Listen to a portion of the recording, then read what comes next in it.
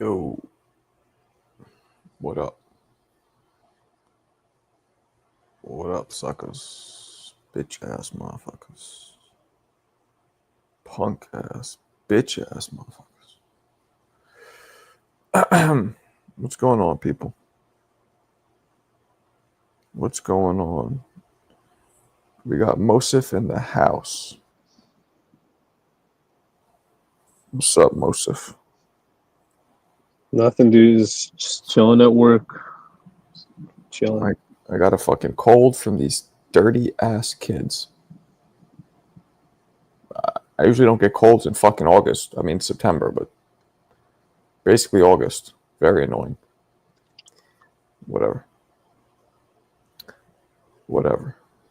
Marco, I'd like to start off the panel by saying thank you for making this space where people with more than half a brain can come and tell their boxing takes. I really appreciate that. I was listening to TBV earlier and I was like, wow, 90% of these people are dumb as fuck, like dumber than a sack of rocks. I'm like, damn.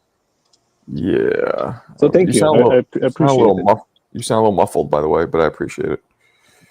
You sound a little muffled, but I heard it just a little like muffled. But thank you. We get a specific clientele of listeners in here, right? Which is usually a good. For the most part, we have a good time here. Healthy, interesting, fun debates, conversations. You get certain baby boomers who like screaming at people, but that's cool. Alberto, you still fighting with people in Discord? I haven't really checked. I'm in Long Beach. My man Jeremy Williams is from Long Beach. So Snoop Dogg. My Jeremy went to high school with Snoop Dogg, and he claims he banged Cameron Diaz because they all went to the same high school together. That's believable. I heard she was a hua, but he might be lying. What's a hua? A hua. A whore, Alberto. WHORE. In New York, we call them huas. She's a too big hua. In the house. Really? Yeah, that's what he says. He does lie, though. So I'm not sure if he lied about that one. He might have. But they definitely went to high school together. Like, I actually thought that he was bullshitting. So when I first met Jeremy, it was in 92. And we were in Catskill together, right? We were in Kevin Rooney's camp. And Kevin, Jeremy just turned pro. I was just turned amateur. And he would kind of make shit up sometimes. So one day he went back. He's like, yeah, Snoop Dogg's like a good friend of mine. We're like, yeah, okay, get the fuck out of here. And Snoop at that point, like the album was already, like the Chronic was out. So he was huge. It just came out like a year ago or whatever that year. So like, yeah, okay, get the fuck out of here. Anyway, he goes home for a little bit, comes back, and he pops in a VCR of him and Snoop Dogg at a barbecue. And I remember Jeremy's like, yo, say what's up to all my people in New York who don't believe I know you. I just remember Snoop Dogg goes, what's up, y'all? New York can get these nuts. He says some shit like that. Something about New York can get these nuts. It was kind of funny. Pause. Yeah, so, or the Bowlzack. He said some shit like that. So he definitely knew Snoop Dogg because I saw the video proof back then. But Cameron, I'm not sure. But they all went to high school together. Like Snoop and Cameron, if confirmed, they went to high school together. So Jeremy definitely knew her. If he banged her, I don't know. What's up? Whatever happened with you and Wack 100? I know you had mentioned he had hit you up before. Are you sick? You sound weird. No, I'm not sick. Oh, you sound He different. sounds like he just sounds like he's laying down. Or like you were crying, or you just woke up. Or you have a cold. None of the above. Oh, okay. You sound like a little nasally. That's what it is. Like your nose is stuffy or something. Nothing happened. He hit me up. He was all excited. Wanted me to do a commercial for his diaper company in like the style that I do. He was like, yo, I don't even like boxing that much, but I fucking love listening to what you do. The way you do it is dope. Like complimenting me. And I'm like, I didn't know who he was, to be honest with you. No, he's big out here, Marco. Well, I had heard his name. So I knew he was somebody, but I didn't know anything except like that's a familiar name, but that's it. Then I hit up my man Royce59 and I asked Royce about him. Royce said he's cool. So I'm like, okay. But yeah, so anyway, but he was all about it, and then he just didn't follow through. So I say just do it, and Wack's the type to like. He's super plugged in the West Coast, Marco. Like, if well, he you has do to Wack, want me to do it and pay. You know what I mean? Like I can't just do it. Like he has to tell me what he wants. He has to give me. You know, I don't have any information. He was supposed to send me. That's the last we talked. He's like, oh, I'll send you over the information. Blah blah blah. Do it. He just never did. he's opening the first like diaper brand. Like they're building. He's in conjunction with. They're called Incredible Diapers. He's with Nick Cannon. Yeah. Yeah, they're building like I guess they're gonna be the first diaper company in Africa. Yeah. Well, whatever it is, I would do it. Just he has to follow up. I I say need. just go on Wikipedia and gather the evidence that you can or the facts that you can, and just send Wack a video and be like, tell me what you want me to change, because Wack will help you out, Marco. Help me out. I mean, maybe I'll do that. We actually talked recently. I saw a video of him fighting some dudes. So I hit him up. I'm like, yo, is that you? He's like, yeah, those guys were pussies or something. There's some Yeah, video of him fighting. he was squabbling up two like Peckerwoods, like two like racist white dudes, and he knocked them out. Yeah, and so I hit him up. Like I think I either text him or voice messaged him because I have his number, and he was like, yeah, that was me. Those guys are. He said some shit. I don't remember what he said, but.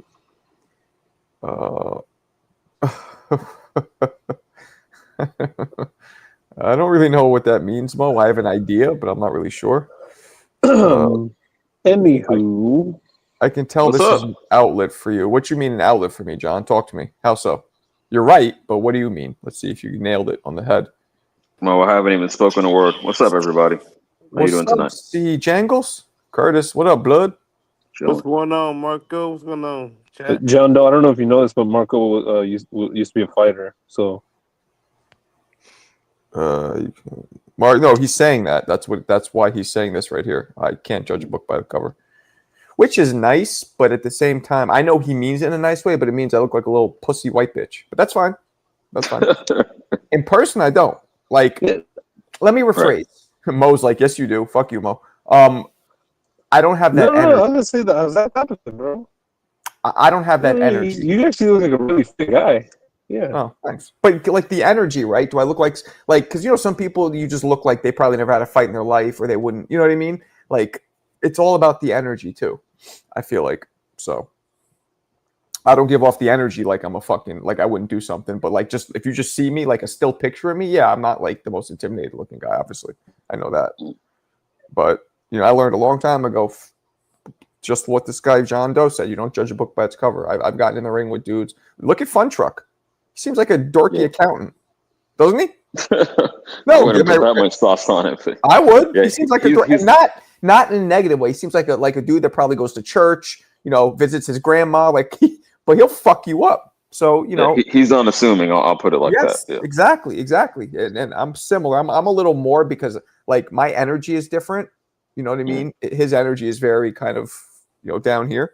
But, low. Yeah. Yeah, he'll fuck you up. My energy is different, but still, assuming like he's a bigger dude though too. I think he's maybe a little taller than me, and he's like 190 pounds or some shit. I'm way thinner. But. Marco, why were dudes saying like I was on Two Tones Live earlier, and dudes were saying you mentioned like something about a DP. What's a DP on mean? on TBV? Double penetration. Wait, what? I just seen like dudes were spamming down the chat. Dudes said that I mentioned a DP. Something along the lines. Or they were trolling, huh? DP. Well, you were talking about just Wack listening 100 to when that. I got on here, so let me amend that. In the gang sense, it means like a discipline, like they're putting a DP out on that Crip when he fights Shannon Briggs, like disciplining him. So I don't know if you did say it. I would assume it was in that sense and not a. I didn't talk about it. I don't remember sexual. Bringing up either of those things. Oh no. Alberto was mistaken. He must have misunderstood something. I think it was someone in Bud's camp or somebody like that threatened Two Tone, and he said that they threatened, like they messaged him or some shit, and they threatened to give him a DP, which is like as CJ was saying. Oh, okay. Was a gang terminology for beating him up. So he was saying he was worried about being. Who knows? I don't know what's where that to do with Alberto. me, though? You said they talked about Thought me, it had Alberto. something to do with you. Yeah, I'm I'll post it. I'll post it in the Discord later. All right. What's up, Birdman? Marco looks like a chill guy. Yeah, man. Come on, man. I was a fighter. If you're a fighter, you're always that's what we do. It's the quiet ones you have to worry about. I'm not that quiet in person. I'm just, again, I don't. But you could tell. You could tell around certain people. You could tell if fight week is one. Yeah, I can't wait either, man. Therapeutic outlet. Yeah, for sure. I think it's a therapeutic outlet for all of us. No. Yeah, to an extent, definitely. All of us. Yeah. I mean, if we didn't like being here, we fucking wouldn't be here. Right. You know what I mean? And then, the truth is, too, you can't really talk about boxing much in the general population. In That's what I was going to say. In real life, none of my friends really watch boxing. give a Like that. fuck. A couple Yeah. here and there, but Yeah, me too. Like the most boxing talk I The ever only had. people- You just cut out, but Mo, I Mo, was you're, gonna say the people never. you're cutting in and out, Mo. yeah, you got that. But the most boxing talk I've ever had in Gen Pop was when Tyson fought Jake Paul. That was when everybody was like trying to talk to me about it, and I'm just like, ugh, of all the fights we got to talk about is this one, right. And of course I You called said that in one. Gen Pop like he was in jail. I see. Well, that's what it is. It's Gen Pop. You know what I mean? In Gen Pop, there's not much boxing talk. What's up? Or You seen they cleared Jaime Munguia? He's not gonna face any punishment. No, why'd they do that? I did see that. They said it was a false positive. I didn't get the details, but that's what I saw. 2 of them? Apparently. Basically, yeah, his B sample came back. There was not conclusive evidence to punish him, so he's cleared to fight whenever he wants now. Basically, If I recall correctly, both the A and B sample came back with the same positive. findings. But but I'm not privy. I haven't read up on what these new developments are. But I would say the British, the British Board of Boxing, whatever, they usually are far more strict about these kind of things than they are commissions are in the States. So this is surprising. Okay. Good for him Well, himself. hopefully it's on the up and up. So I don't want anyone to get to pop for something they didn't actually do. So I mean that's crazy how what it is. you guys taught me something new. I didn't realize that what Canelo popped for now is it's okay. Like they give you a little bit of they raised the level, the tolerance. Albuterol, is that what that is? Exactly. Yeah. So now you're allowed to have a little bit before it was 0, right? No, I think they had a threshold of somebody broke down the numbers the other day, but they raised it a few percentage points, so it'd be right above what he tested for. Word life. Yeah. Word up. in case of Oh, you're in the Matrix. Well, you sound like Optimus Prime. I don't know where you're at, but there are no cell towers in the immediate area, unfortunately. Yeah, move, Mo. Get out the way. Yeah, you got to be somewhere else. Yeah, I'm fiending to move back to New York.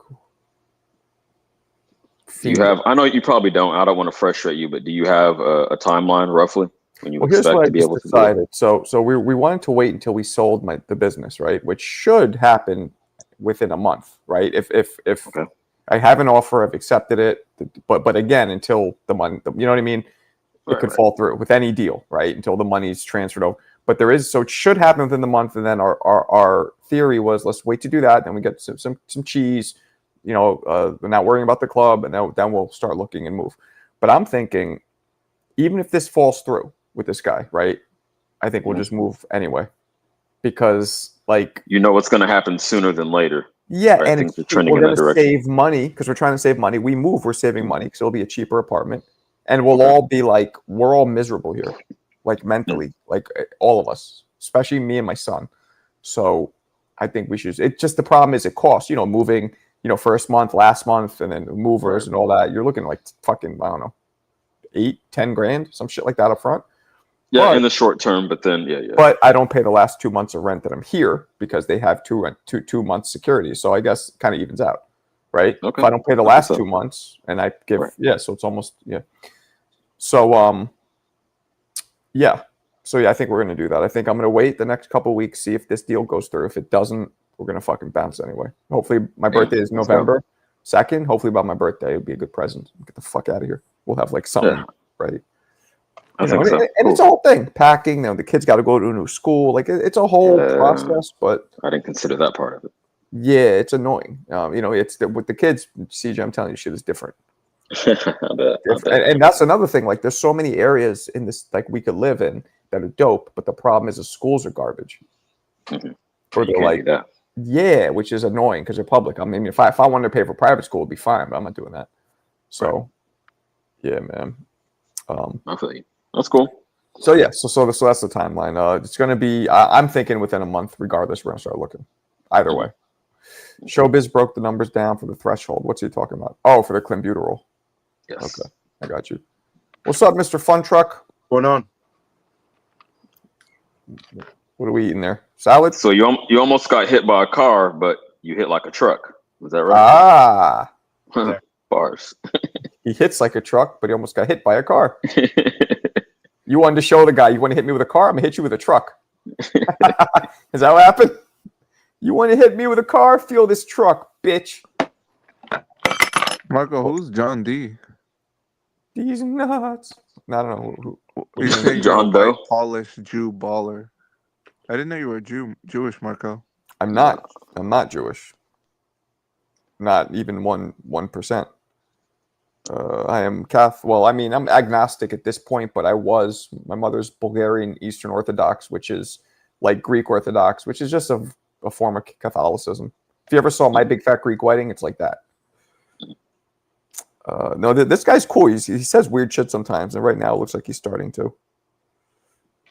10 grand to move. Well, you know, not that much, but first and last month's rent where we live is, you know, we're looking at 3 grand minimum, probably more a month because it's, you know, 3 bedrooms, it's New York, and then you got to pay for, you know, movers and shit.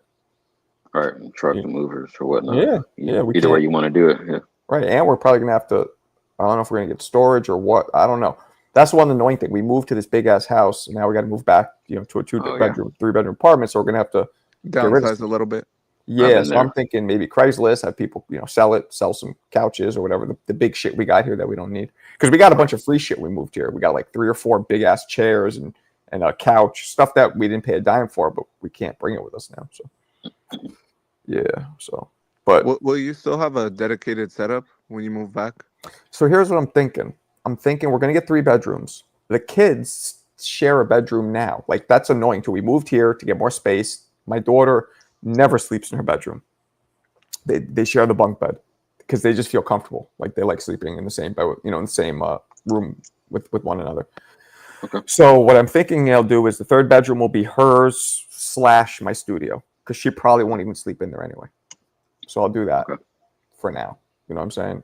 So yeah, I'll have something dedicated. My thing is I want to find somewhere where I could like having this is you know, that's going to be a challenge. Right. This probably won't happen, but a lot of we're looking to go in a building where they have, you know, little gyms in the building.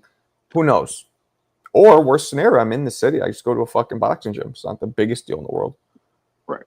Yeah. You'll adapt. You'll adjust. You got it. I will. You know, I will. You know, but I love it being at home because I told you guys I work out. I do 10 rounds, which is 30 minutes plus I do 30-second rest. So we're looking at like 35 minutes total, and sometimes it takes you that long to get to a place. Yeah, so convenient to have it right there. Right, it's like I'm gonna work out for 30 minutes, but I'm gonna spend over an hour to get to and fro. Like, so it's kind of annoying, but you know. Yeah, to that point, I'm almost always in, especially since I work from home, almost always in athletic gear. So anytime the motivation catches me, I can just go. That's good. Yeah. Yeah, and you're also like right, and you're alone. Like, I mean, I could put in like I could bring you just saw the Cobra Reflex bag I had. Like, that can come with me anywhere. Depending where I'm at, I can hit that. If it's during the day where people are at work or whatever, it's fine. That's what I did in my old apartment. I couldn't put a bag in there because I didn't have space, but I had the Cobra Reflex, so I would just do that every day, and that gets the job done. You guys want backstory to the name Fun Truck was during COVID. I started camping out from the back of my 2000 Tacoma, and I just had a whole bunch of fun shit back there, like basketball, skateboard. I had a mobile grill, cleaning, like shit to clean. I had a pack of clothes, and then I made a bed so I would sleep out of it. I'd go up hiking with my girl, and we sleep, and then just take off for a run in the morning. So the name Fun Truck comes from like just a bunch of nights spending out in the truck. And one of the things that I liked is I always had a bag of clothes. So anywhere I went, I could always get a run or a workout, and I always just had a spare change of clothes. I was just wondering what led to this story, and that's because you thought about getting the workout and going. Yeah, I get how you connected it now. I get it. Yeah, I mean, I assume. See, that's a good story. I knew your name. That's a good story. Fun. See, I got my name, but just being a fucking colossal nerd. So that's better than mine. You explained what Mo Brains meant, but I forgot. It's a bunch of stuff, but basically, it's from that movie. What was it? Return of the Living Dead, where there's a zombie and he screams out "more brains," and then my government name is Brian. So if anybody was wondering, put that in your trivia box. Brian. And I think very you being often a freak and people, ask for more head and shit. Fun Truck's real name is probably Mo Brains. Fun Truck's name is probably Theo or something. Theodore. Oh, I don't I know would why. have guessed Francisco for some reason, or something like that. A very ethnic name. Well, he's Mexican, so right. So let's see. If I just say Jose, is that just racist? Oh man, Marco. No. Jose, My I'm gonna father's go name is Jose or what you said or what'd you just say, Mo? We trying to say Francisco. Jose in Spanish? Francisco. Yeah, It's Jose. Francisco. That's one of those two are his given name, I feel like, but who the fuck knows? I guessed Iraq's name, which is why we call him Iraq, because his name's Eduardo. Yeah, I saw that. Yeah, I was just like, I just looked at his face. I'm like, his name's fucking Eddie, Edward, Eduardo. And I was right. I can just tell. Yeah, mine is from childhood. So it's pretty straight up. Pokey's name is definitely Jose, for sure. Hey, No? I never said nothing. Yeah, I knew it. But, what are the odds? A New York Dominican / Puerto Rican named Jose? Bro, my friend from Yonkers came to pick me up. He yelled at his car. He's like, "Yo, Jose!" And then 20 motherfuckers went to his car. He drove away. He's like, "I'm not picking you up here, man." I'm not lying to you. That was on a Burnside University. Yeah, my man I grew up with who's Boricua. His name is Jose, but we call him Pee Wee. We never even called him Jose because it's such a common name. He went with Pee Wee. And he was even that small. I don't even know where Pee Wee came from. But I mean, that is true, though. You're going to have a nickname. I didn't have one. I had to fight for my name. If someone was Jose, I had to fight him just to be the Jose. Well, I had to get a nickname. I didn't want to get a nickname, so I fought. Guys, did you see? I said his name's probably Jose, and I wasn't even kidding, and I was right. You see what I'm saying? That's New York. Motherfucker, you have my YouTube. Nah, I don't. If I do, I haven't seen. I didn't know you. I knew it was Pokey. I didn't know. Or if I did, I didn't process it. Nah, I really just guessed that. My name isn't common. I didn't have that. I know we're not allowed. I know your name, but I won't share it. Yeah, please. But fine, I'll tell everybody. It's Clarence. I'm just kidding. There you go. I would have believed that. See, he knows. I could tell.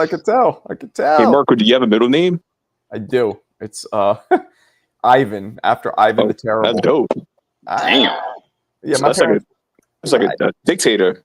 Yeah, That's cutthroat. Marco Ivan. Yeah, it's that's, and I am half Ukrainian, so I guess it fits. But yeah.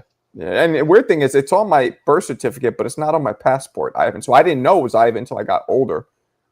Because it wasn't. I don't know why what's on my birth certificate won't be on my passport. I guess it's just however my parents filled it out or whatever, or my mother or whatever. But okay.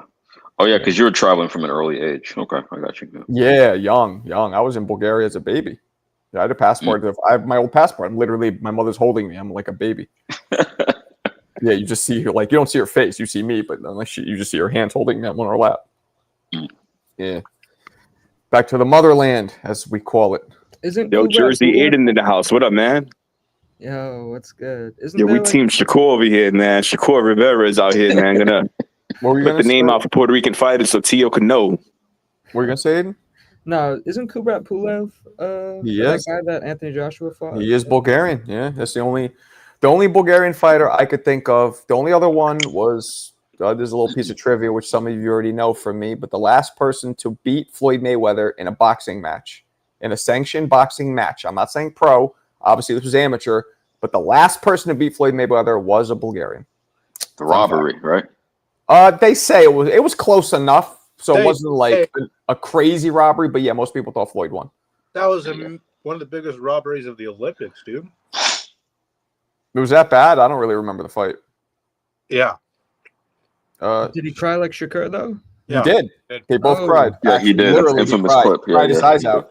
I Shane, feel like Floyd had more genuine cries. Shakur was kind of like, are you 12? Like, I like Shakur, but I feel like you shouldn't be crying like that at that age.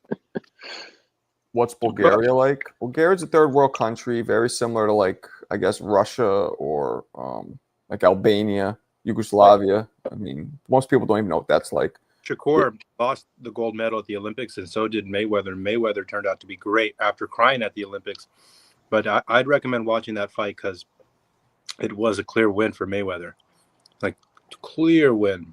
And you know, it's funny though. So the Bulgarian guy wins, right? And he disappeared. Nobody knows about him. Oh, I know about him. I'm about to tell the story. So he wins, and after they both go to the locker room, right? They both go to the Olympic locker room. Bob Arum walks in, and first he goes to the Bulgarian guy, and he goes, "Yo, I want to sign you. You're a gold medalist. I want to sign you." The Bulgarian guy says, "No, thank you." Then he walks right over to Mayweather. They're in the same, and he signs Mayweather, right? I don't know if he was gonna sign them both regardless, or if Mayweather just got. So this Bulgarian guy who's interviewed in Bulgarian, so I didn't speak the language, so I heard. So he's telling the story. He says, so the interviewer's like, "Why the fuck didn't you do that?" He goes, "Well, the country promised if I come back and keep fighting," because he was 29 at the time. That's pretty old. Seraphim Todorov, his name is. He was 29. And so he goes, "Well, the country promised they're going to take care of him." Now, mind you, like this is still communism, or maybe it was just. If they're going to take care of me, they're going to give me a stipend. As long as I keep fighting for the country, I'm good. So they soon after stopped taking care of him. Right? Yeah, a little bit. Something like they don't give him, they don't give him as much as he thought. So then he goes to them and he goes, "Look, Greece just offered me $1 million to go fight for them. Are you?" And he goes to the government in Bulgaria. He goes, "You guys aren't really paying me what you said. Can I go to Greece?" They go, I mean, I guess. Go ahead. So then he goes to Greece, and when he gets to Greece, Greece goes, "Yo, the Bulgarian government told us we can't fuck with you." So then he goes back to Bulgaria, and then the Bulgarians go, "You fucking abandon us. We can't fuck with you either." Yo. This dude, he might have had one or two nothing ever happened to him. You know what he does right now? He parks cars in a garage for people. Definition of blackball. That's a sad story. I'm sorry to hear That's communist shit. You guys want to know Bulgaria? That's Bulgaria. Similar thing happened with Bakatir Jalilov. That's kind of one of the reasons he hasn't had a lot of pro fights. The government's paying him, but he's been more publicly like happy about the government paying him, and seems like he got a lot of money. So, But isn't that crazy? This motherfucker, like I remember interviewing. He was literally like they were interviewing him at his job. I think you saw like cars in the background and shit. I'm like, nothing happened to him. I think he had a couple Let me look this up. What was that? You got the interview. He sees win as he sees Bob Arum in his nightmares. Like, fuck. What if I would have taken? Yeah, here we go. So he did turn pro. He had 6 pro fights. He was 6-1, 1 KO.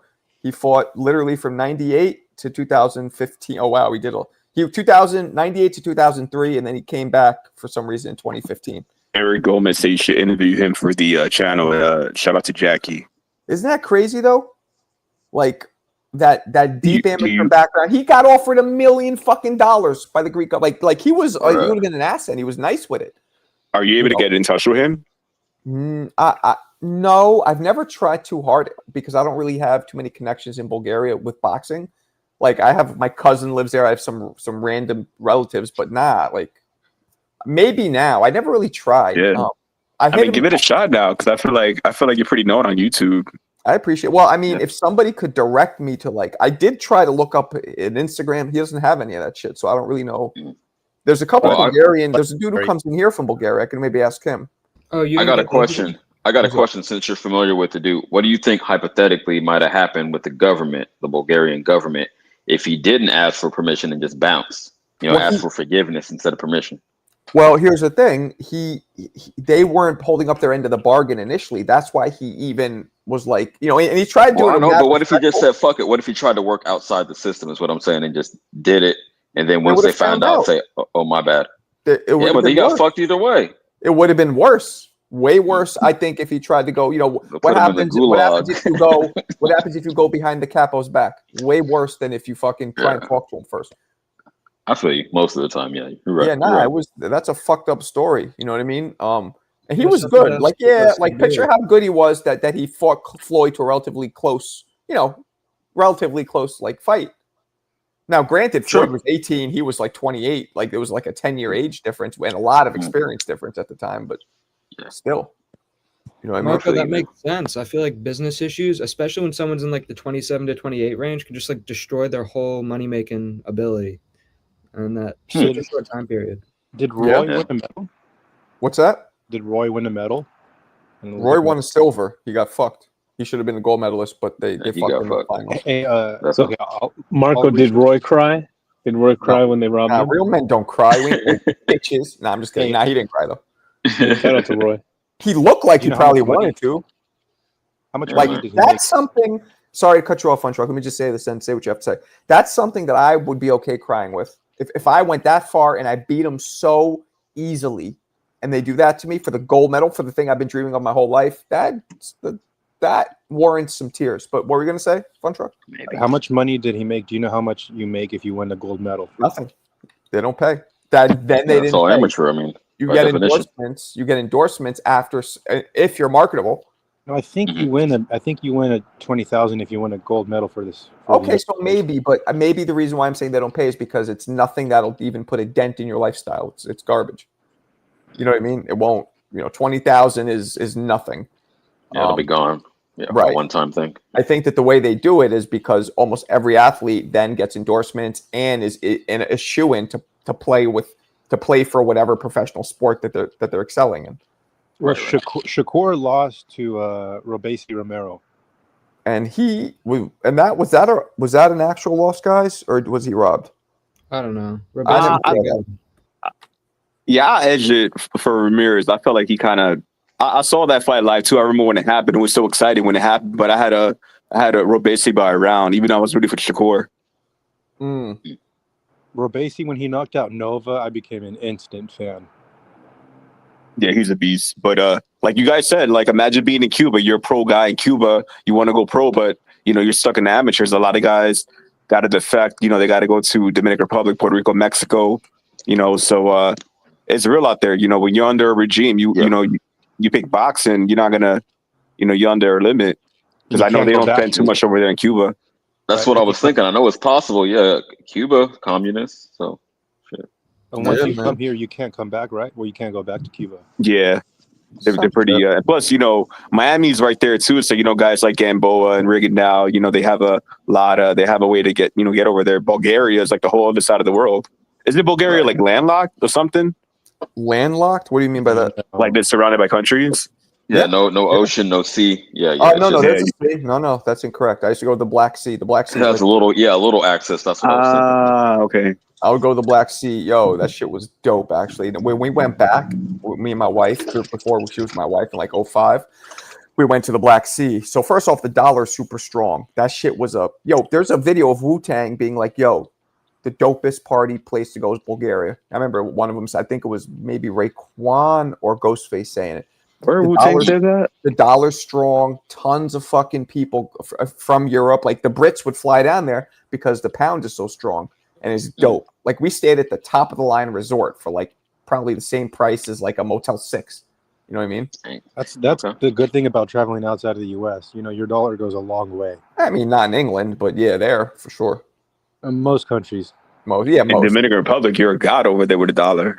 Yeah, you cross the border, you can feed your family for $10. But the beach. But the point is, it's a big. I don't think it's just a little beach. I think there's a lot of Black Sea available for Bulgaria. Okay. Yeah, no, it's dope. It's dope. But it is land. It is Greece, Albania, Turkey, and I believe Yugoslavia all border Bulgaria. It got to be beautiful because, like you mentioned, all these countries. Those countries you name are vacation destinations. You know what I'm saying? So. Maybe Bulgaria doesn't get talked about enough. It's a Balkans, right? They're the Balkans. Even though Turkey and Greece, like Turkey's like bordering, like Bulgaria's Eastern Europe, but it's right by the Mediterranean. Because Greece is the Mediterranean. I'll get a surgery there.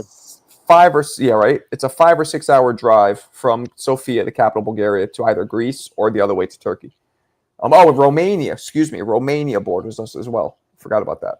Everybody in the chat is raving about European women. They're saying that Eastern European women are the hottest. Look, like my mom was beautiful, right? But overall, like actually, like my first girl I ever was in Bulgaria. It was summer there when I went there as a kid. They are not good-looking women. Pound for pound. No, they're not. I'm not even pound for pound. Come on, Marco. No, I'm not even playing. They're not. Like they tend to have huge boobs, but like pancake asses. I mean, you gotta trade one for the other, right? You got mustaches, huh? You gotta trade, sin culo. You get some tetas, right? Oh no, man. Hey, you lost me. I would rather have, for me, I'd rather have the culo than the tetas. Personally, same here. Same here. One, right? If one or the other, and I'm sorry, Jackie.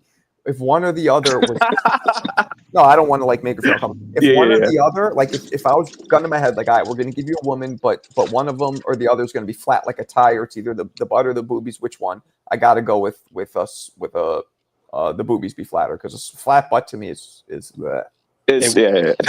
We need a pound for pound list. I don't want to choose. Pound list, yeah. So but no. All jokes aside, really, pound for pound, they're not good looking women. I used to know this. I used to know this girl whose father was really big in Bulgaria. He owned this limo company, and it always felt like a little bit shady. Like she got all these awards from the government, like international student awards and shit, but she didn't really do that much. Like it seemed a bit shady. Well, they say there it's like everybody's either really rich or poor. She was crazy wealthy. Like I had limos coming to pick me and her up, like whenever she wanted. So this is in Jersey. Yeah, I mean, she's not in Jersey anymore. I don't know what she's doing now. Who's your girlfriend? You said? No, I just knew her. We were close, but not my close. Like, before we got you got a triple, you got a double, hella funny, single. Yo, I'm serious. Was it or No, just no. friends? Just friends? A bunt? No, yeah, we were actually on the interstate debate team, so that's why we were so close. And why are you avoiding this question? Was there? Zone, No, bro. no. He was Oh no. no. What would you have, or she wasn't really your type? I mean, yeah. I mean, I wasn't. What? Oh, sure. What, you just never pressed the issue, or she wasn't with it? I'm not trying to. Do you think she would have if you pressed it or no? No, I mean, we don't have a relationship like that, like because we're friends. But if she was with it, I would have been with it. But I mean, So you said her dad owned shit in Bulgaria or here? He owned I remember talking with her and looking up this company, and he owned like the second largest limo company in Bulgaria. But they live here. Well, she lived here, but her father was still in Bulgaria. Oh, I got it. Okay. I mean, okay. That's cool. Yeah, that's cool. My mom has a property there that when she passes, it's mine. And it's not worth that much, but enough to where it'll, but I don't know how I'm going to go about getting it because the rules, it's not like, do I just, like, none of my documents are Bulgarian. Like, I could bring them, like, look, because I don't have any Bulgarian citizenship. I don't know how that's going to work. Like, I hope I don't just lose it, is what I'm saying.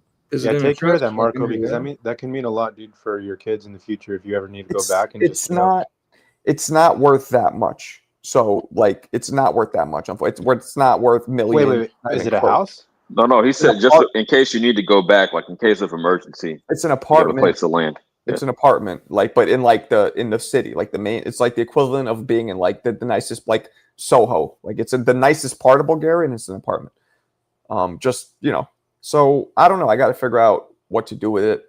I don't really know how to, it's going to be more of a headache. I'm going to have to probably fly there to sell it. It's a fucking $800 just to fly there. I mean, I'm going to, whatever. You're not going to live there? Fuck out of here. I can't see that. Nah. Gotta go live there. Lobo. He's Americanized. Oh, wait. I think we have two. Yeah, we got vlogs. Lobo, appreciate you. 8 more, guys. 8 more. Let's do it. Same team as Marco in terms of right, I got you. I know what you mean. The tetas. Sometimes it's like 12:30. We get like 1 super chat, and then we got like 8 super chats. Yeah, no, I know, and sometimes I gotta remind, and I feel weird reminding, but at the same time, I do it. It picks up later. It's all good. Yeah. So I don't know what I'm gonna do with that property, but it's there. So we'll see what happens. She also owns a piece of land she bought. Again, worth very little, right? and that she just bought random land years ago because it was so cheap to buy something in Bulgaria because the dollar is so so. But whatever. People in my family all pulled together money to buy some land, but my uncle like screwed his wife who he divorced, so she refused, and he actually did screw her. So, but she refused to let us sell the land to someone who was drilling for oil and make a bunch of money. She was like, no. So yeah. Okay. Now Bulgarians are known for weightlifting. I think that's what they've won the most like medals in and shit in the Olympics. They're not really boxing. I think weightlifting is their number one category of dominance. Weightlifting and shot put on a track and field. Is that right? Okay. Yeah, I wouldn't know. Hey, mods, get on your job. Some people are wilding out. Yeah. I saw some suspicious comments about about Marco's body parts. But anyway. Hey yo. Fucking know what's going on. It's John Doe, right? He's a weird fucking person. What's the name of that guy whose name is like Crawford's gonna knock out Canelo? Bud gonna stop Canelo. That's my homie. Yeah. Well, you're still holding the 50, right, for that bet? I got it. I guess we'll see later on. Just anytime you want. Yeah, remind me when you want it back. It's not going anywhere. No. Well, he's supposed to bet you. Yeah. What'd you say? I said I'll just wait until the fight. Yeah. Just whenever if you need it back, it'll come back whenever you need it. Word. Yeah. I don't think he's gonna bet. That was great. You pulled a G move on him. You're like, I'll bet, and then shit just came right in. $50, Aiden. I'm like, and this guy was like, let me check my. I'll be right back. He just left. I was like, sometimes that's how you got to do it. You got to flex on him. Shout out Aiden. No flexing.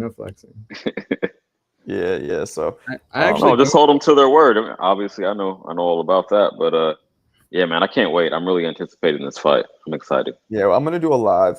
Hopefully, you guys will watch with me because I know there's gonna be a lot of places to watch, and some people like watching with thousands of people. And like, look, if I could have 1,000 people, I would. But for now, it's gonna be probably 100, maybe 2 if we're lucky, because that'll be. I'll be here. Fight. Yeah, I know you will. I appreciate it. I'm gonna hop on with a pint.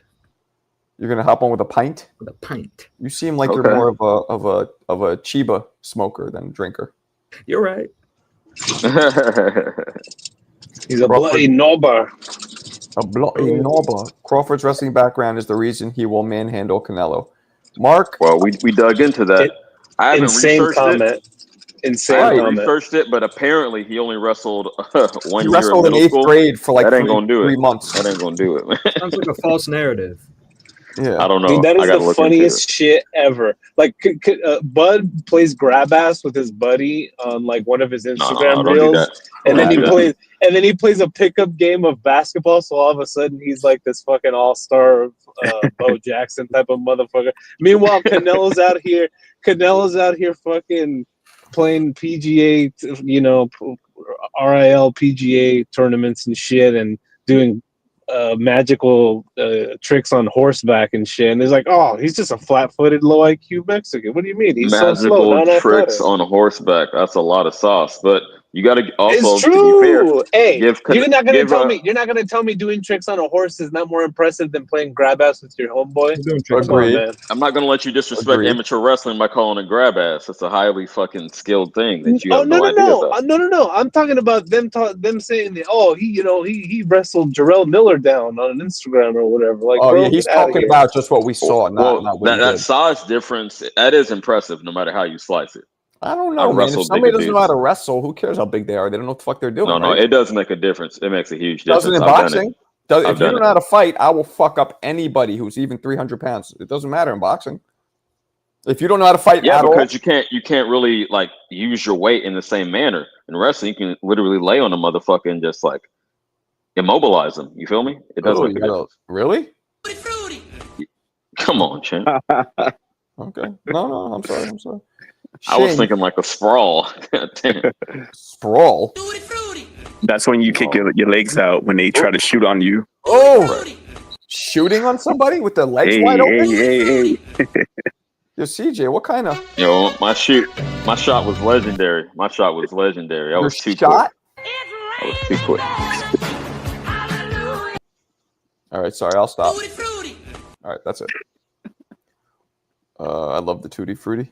Tutti Frutti. I'm cooking. Staten Island in the house. Yo, Eric, word up. I was considering even going to Staten Island because it's way cheaper, but it's right there. But my wife would rather get get a fucking hammer to the side of her face than go to Staten Island. But I was considering it. Yeah. Oh, look at this guy. Look at this guy, the OG. What? What's Shane up, is a supporter.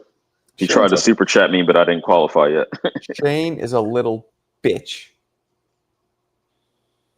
All right, sorry.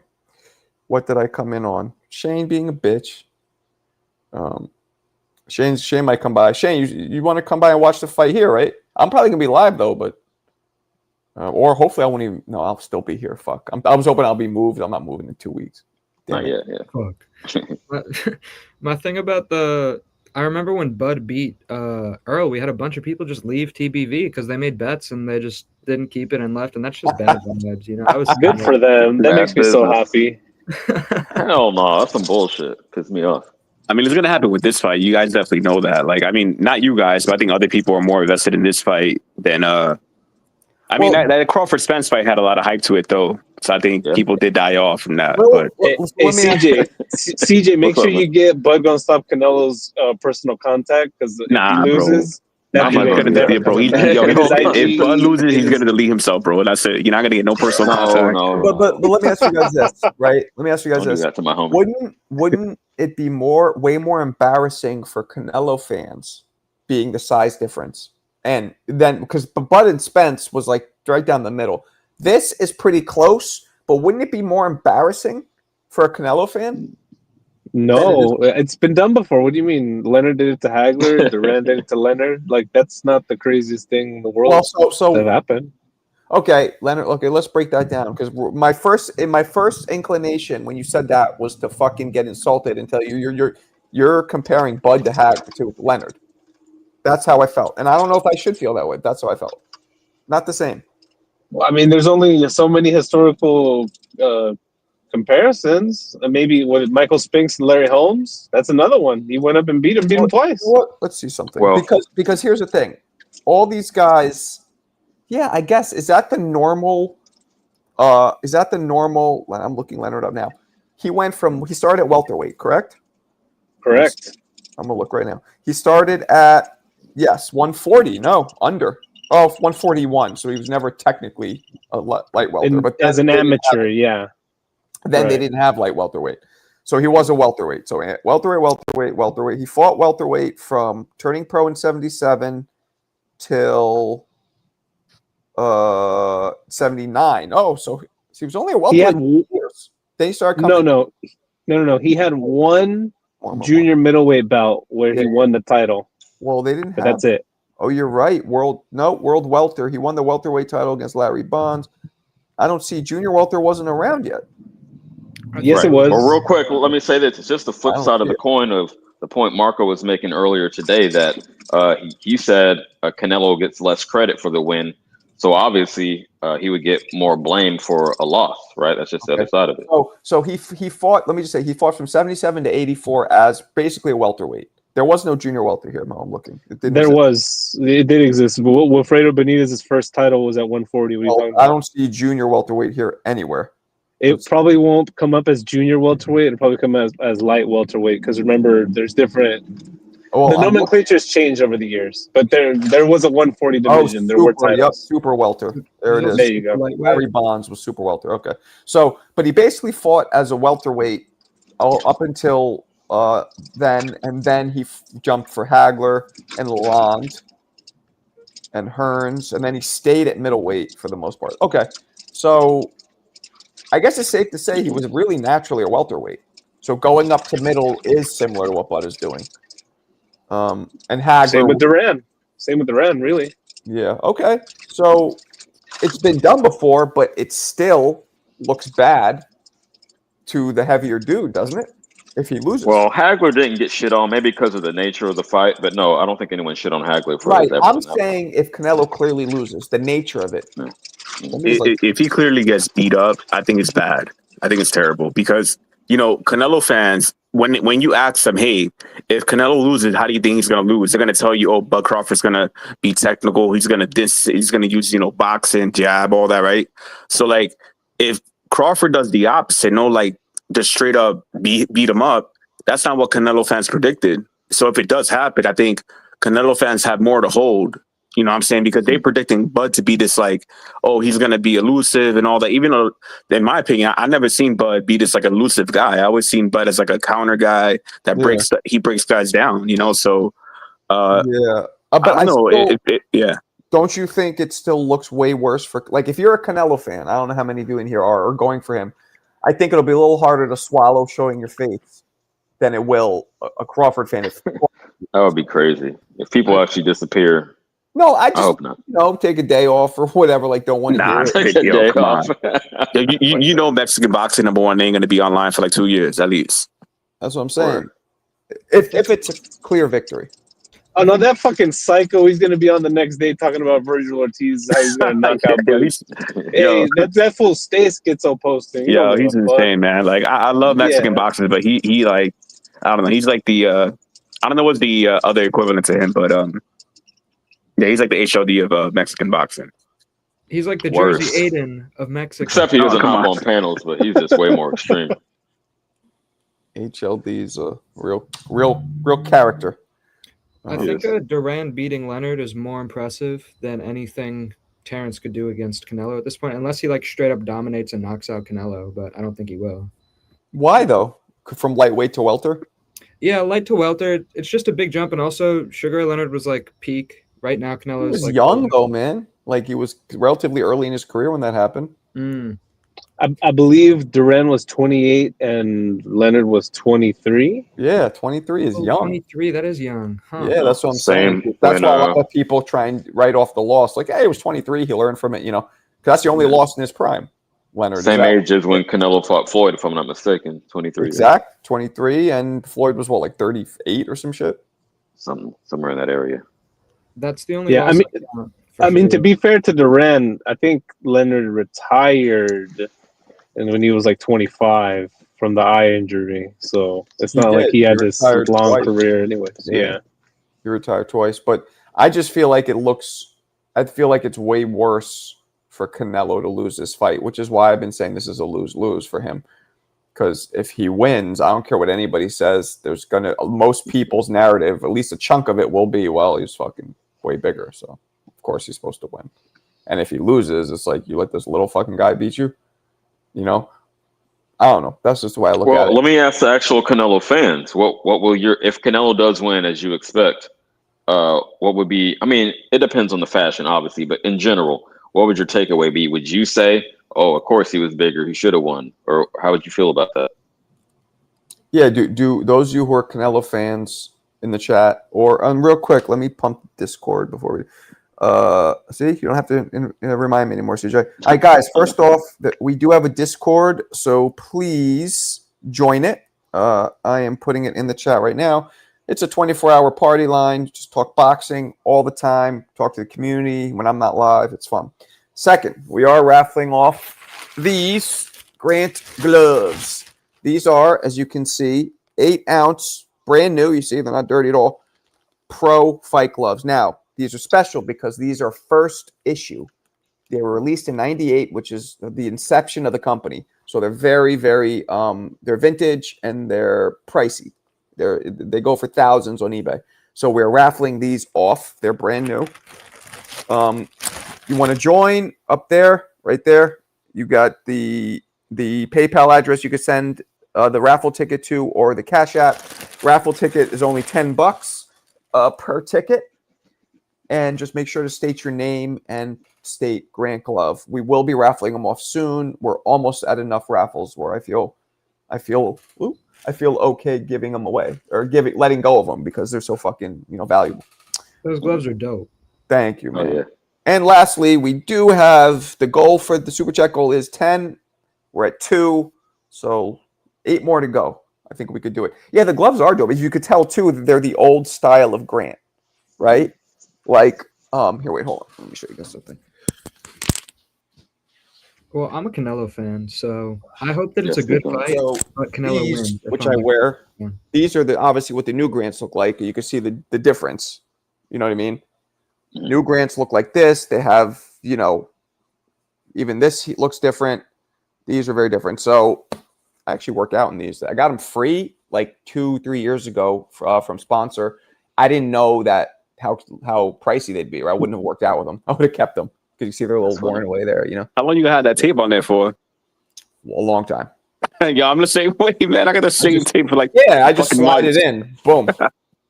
You know, and these are pro fight gloves. These are what are these? These are 10s. This is exactly what I fight in, or when I fight. I got Pro Max. Yeah. So, so that's you could tell the difference there in the grants. These are old school shits. Dope. Yo, Aiden, you were saying about Canelo. I mean, if I was like wanting Canelo to win the fight, which I want Terrence to win, but I'm a Canelo fan, so I think it would be the best for him if it was like a close fight. Like if Terrence looked really good, but Canelo still got the W. Like if Terrence looks big and good and healthy, like that's really good for Canelo. I think if he wins. If he looks small, then yeah, that sucks. Okay, that's fair. You got a couple comments in the chat about it, or anyone else can speak on it. What do we got? Oh, sway. Yeah, I know. For me, I'm gonna be in my I'm gonna have my Mexican headband on, and I'm gonna yell. I'm gonna give my Mexican grito, and I'm gonna get fucking wasted in celebration because I think Crawford is an amazing fighter. So I'm gonna Can you give him us all a credit in the preview? I world. would do one, but it would be racist according to some people. No, So can you give us a preview? I don't like. No, I'm gonna blow your eardrums out. Yeah, Trunk Mo's a little wild. All right, so 76% knockout percentage. You know that's right down my alley. That's impressive for any fighter, especially who's moving up. So now suddenly his power is going to vanish. No, not that it's going to vanish, Major, but he's moving up 3 full weight classes for starters. Second, he's fighting somebody with arguably one of the top 5 greatest chins of all time. So it's not just that simple. Yeah, it's going to be hard for Canelo to be. I don't know. I don't think Canelo's going to be stopped. Like, and I know Bud is good. Yo, Bud don't hit soft. Bud hits hard as fuck. You know what I'm saying? All his punches are heavy. But I can't see Canelo like giving up or even like the ref got to come in or something. It won't be him saying it. Well, Kamik, he did look bigger in person, but you have to understand something. There's a difference between natural body weight and synthesized. And I don't mean drugs. I mean lifting weights, like blowing yourself up through exercise and weightlifting and protein powders and all that. And actually, so there's a difference. A lot of us can put on weight if we wanted to. That doesn't mean we're naturally that size, and that matters because your skeletal structure, your brain, all that is still the welterweight frame. Just so you got some muscles covering your arms, it won't affect this. This doesn't fucking gain weight. This doesn't get muscles around it. So, I think it makes a difference.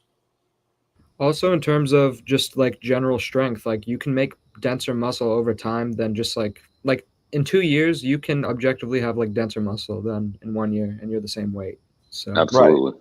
Right. Yeah. Right. So, I don't think, but again, I don't know. Because there's that rumor Bud walks around at 180 all the time. So if that's true, then he's naturally a bigger guy than Canelo. But if he makes welterweight, I mean, it's such a confusing thing to me. Like, is he naturally a bigger guy, or is that bullshit that he walks around at 180, or what? Or is that normal?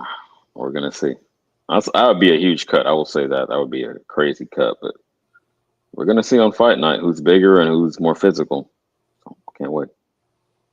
Are we? I hope we do. I hope we don't see just a come on. Tentative.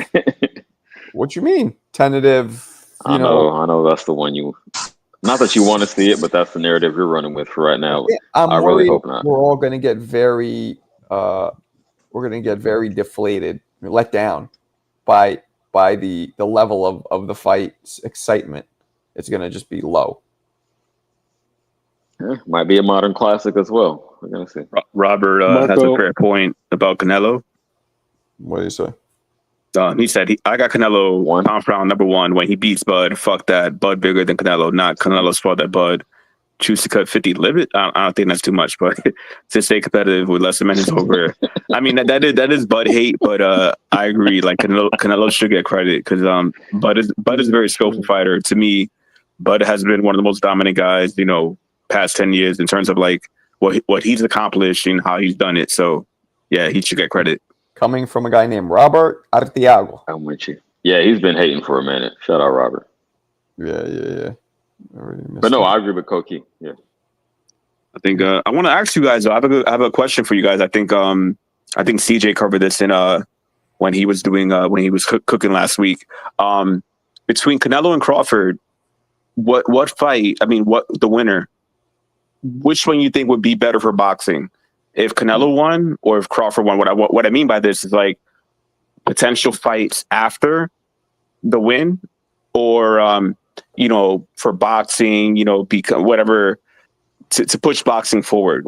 Which guy you think would help boxing more if they won? Neither helps. No, I don't know. I disagree. I don't think it helps. I think that it'll be a doper story if Crawford wins, because now we get to say, oh shit, what I always talk about? We were present during this 1 in a billion fighters era. So it'll do that. But to push boxing forward, both these guys are fucking done, basically.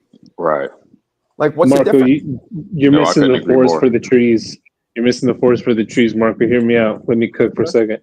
You have to understand that Canelo has had a stranglehold on that division and the titles, and that's the reason why all those guys underneath him have been living in his shadow for the last 10 years. If Bud wins those titles and he retires, bam, all those titles are going to scatter like the fucking Dragon Balls, and that means the division can keep going forward. That's a great point. Canelo's a more consistent fighter than Bud. Bud will go like a whole year without fighting at all. And I think Canelo would just make more money for boxing and just like have more fun fights. I think Bud's going to fight like one more time if he wins. But maybe that's just me. More fun fights? Based on what? What those recent fights been fun? I meant more fun fights, not like more fun fights. Oh. Yeah. Well, yeah, I think they both might walk away. I think they both might walk away. So in terms of just how I see it, if that's correct, then from a storyline perspective, as Marco was alluding to, it would just be a doper story. It'd be a dope story, but either guy, Canelo's not fighting Benavidez. Canelo, okay, so we get to see him fight who? Maybe Charlo. And do we really give a fuck? Like, yeah, it'll be fun. Well, let me wrap it up with this, though. Let me wrap it up with this. If Crawford wins, I don't know. I didn't want to look forward after that. But if Crawford wins in terms of bringing in casuals, a nice spicy upset always, turns the public's attention. We've seen that happen before. So I think it would better for boxing in that sense, bringing more viewers. Crawford. I mean, Crawford's next fight will be highly anticipated if he wins, if he even has one. Yeah. Might I agree. Peace out. 37, 38. I think so. He might just there's no one he can beat that's a higher achievement viewed as he could try and win a belt at middle to just make it a clean sweep from lightweight to middle, right? Yeah, but it still wouldn't be as big as this one, man. No, I would just walk away. That's the only other piece of history. I got you. I won from lightweight to. I don't think anybody's won belts from lightweight straight to middle. That would be crazy. Yeah, to super, right? It would be super at that point. I feel like you would know that stat. Anybody ever win lightweight straight through to middle? No. Just to super middleweight. Yes, Duran. Right? To super. Super. Duran won lightweight and won every category. Well, yes, they weren't. No. Weight classes. He did not win Barkley for the super middle. Who did he beat for the middle? No. So he won the lightweight title, the welterweight title, junior middleweight title, and the middleweight title. The super middleweight title did not exist then, remember? So the Barkley fight was middle. Okay, so he's the one. They didn't add all of them all at once. So nobody would have won straight through super middle, even though it didn't exist. It wasn't possible. Nobody did do it though. I just wanted to fight Virgil Ortiz and then retire. Epic. Shane, shut the fuck up. Sorry, Shane annoys me. Virgil Ortiz, that'd be a dope fight. Virgil and Boots got to square off first, and then maybe the winner gets Crawford. But I don't see Crawford. Crazy. I don't see Crawford. It's like that'd be like fucking downgrading and starting to date sixes after having tens. Like exactly, that's my point. You can't go any higher. So fuck it. Right. So the only way he would do it is if there's a belt, maybe. And then in his mind's like, oh well, this is clean sweep from 35 up to 68. I do like that wrinkle you put in. I didn't consider that. So maybe. When I talked to Roy, I was like, yo, Roy, let me ask you a question. Why the fuck did you fight Tarver after winning the heavyweight championship? Why didn't you win the cruiser so you can clean sweep from middle straight to heavyweight? He goes, well, I didn't think about that. He's like, what I wanted to do was He's like, what I wanted to do was do what Bob Fitzsimmons did, which was go up and then go back down again. But now that you said that, I didn't even think about that. I probably should have done that. That's what he said to me. That's a good impression. Shout out to you. That's funny. But that's what he said. He was trying to emulate Bob Fitzsimmons. And there probably was no cruiser when Bob was fighting. Oh, no, definitely not. But why not clean sweep the shit? Yeah. Sweep, baby. That would be unique. Straight up and down, like 6 o'clock. Hey, yo, maybe Tank should fight Terrence.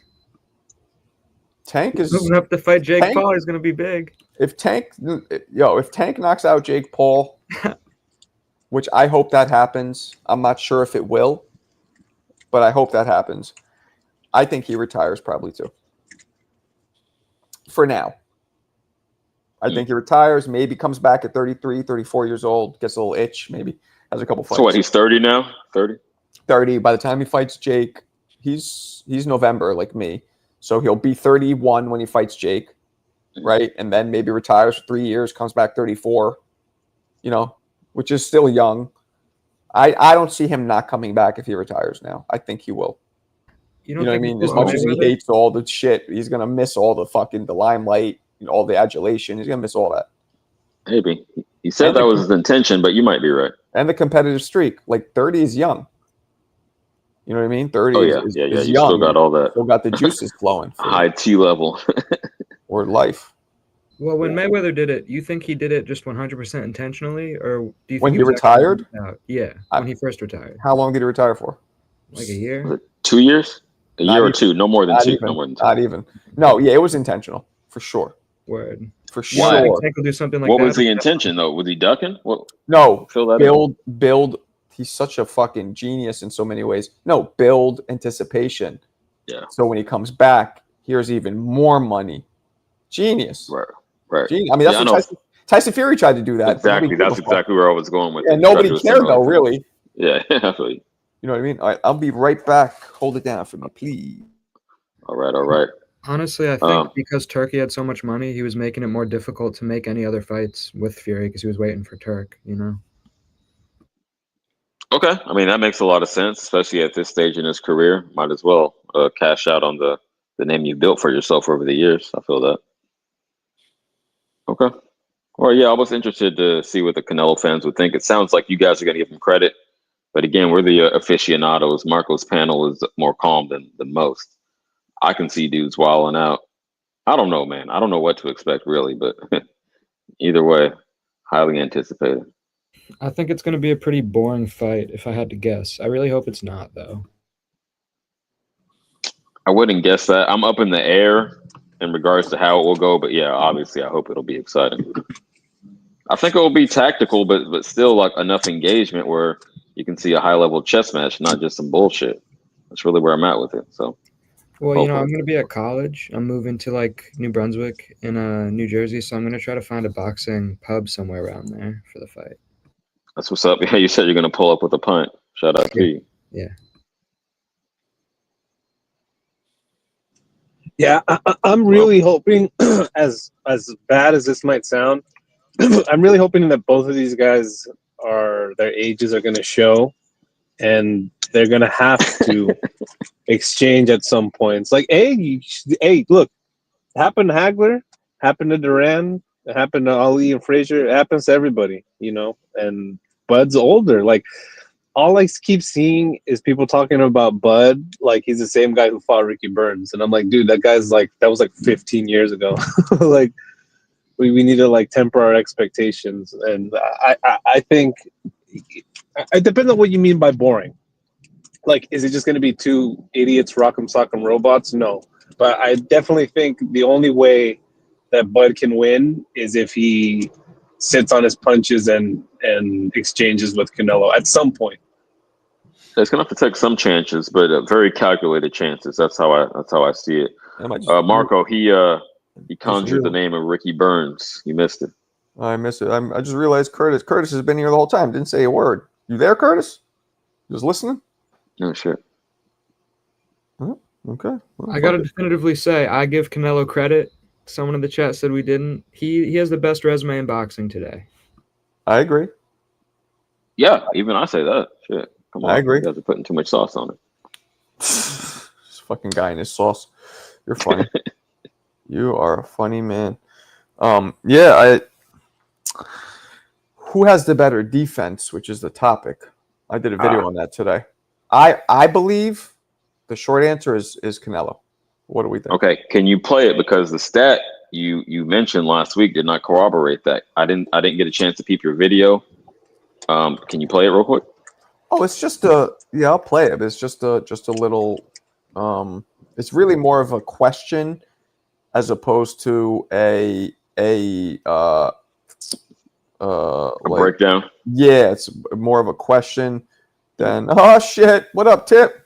Yo, what it do? Cold chilling here. Let me play this real quick. We're trying to figure out. This is the question. Defense between Canelo Alvarez and Terrence Crawford. People are giving Crawford the edge in skill across the board. But does Canelo, who some say doesn't just have the typical Mexican style, does Canelo have a few sprinkles and a few twists of being the quote-unquote slick black fighter, especially on defense? If they get in the pocket, if they sit in the pocket like some lint in this fight, will Bud's defense, which is generally slight movements and picking off punches, be able to absorb it and keep himself out of danger? Or will Canelo's high caliber waist and head movement, just a couple degrees of movement being able to avoid punches, will that be able to keep him out of danger and set him up for vicious counters? Both men are genius Mensa level counter punchers.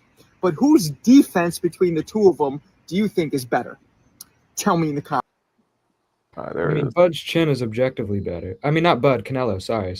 Canelo's chin. Yeah, Canelo's the sharper fighter on defense for sure. Agreed. Yeah. Much, you know what I'm saying?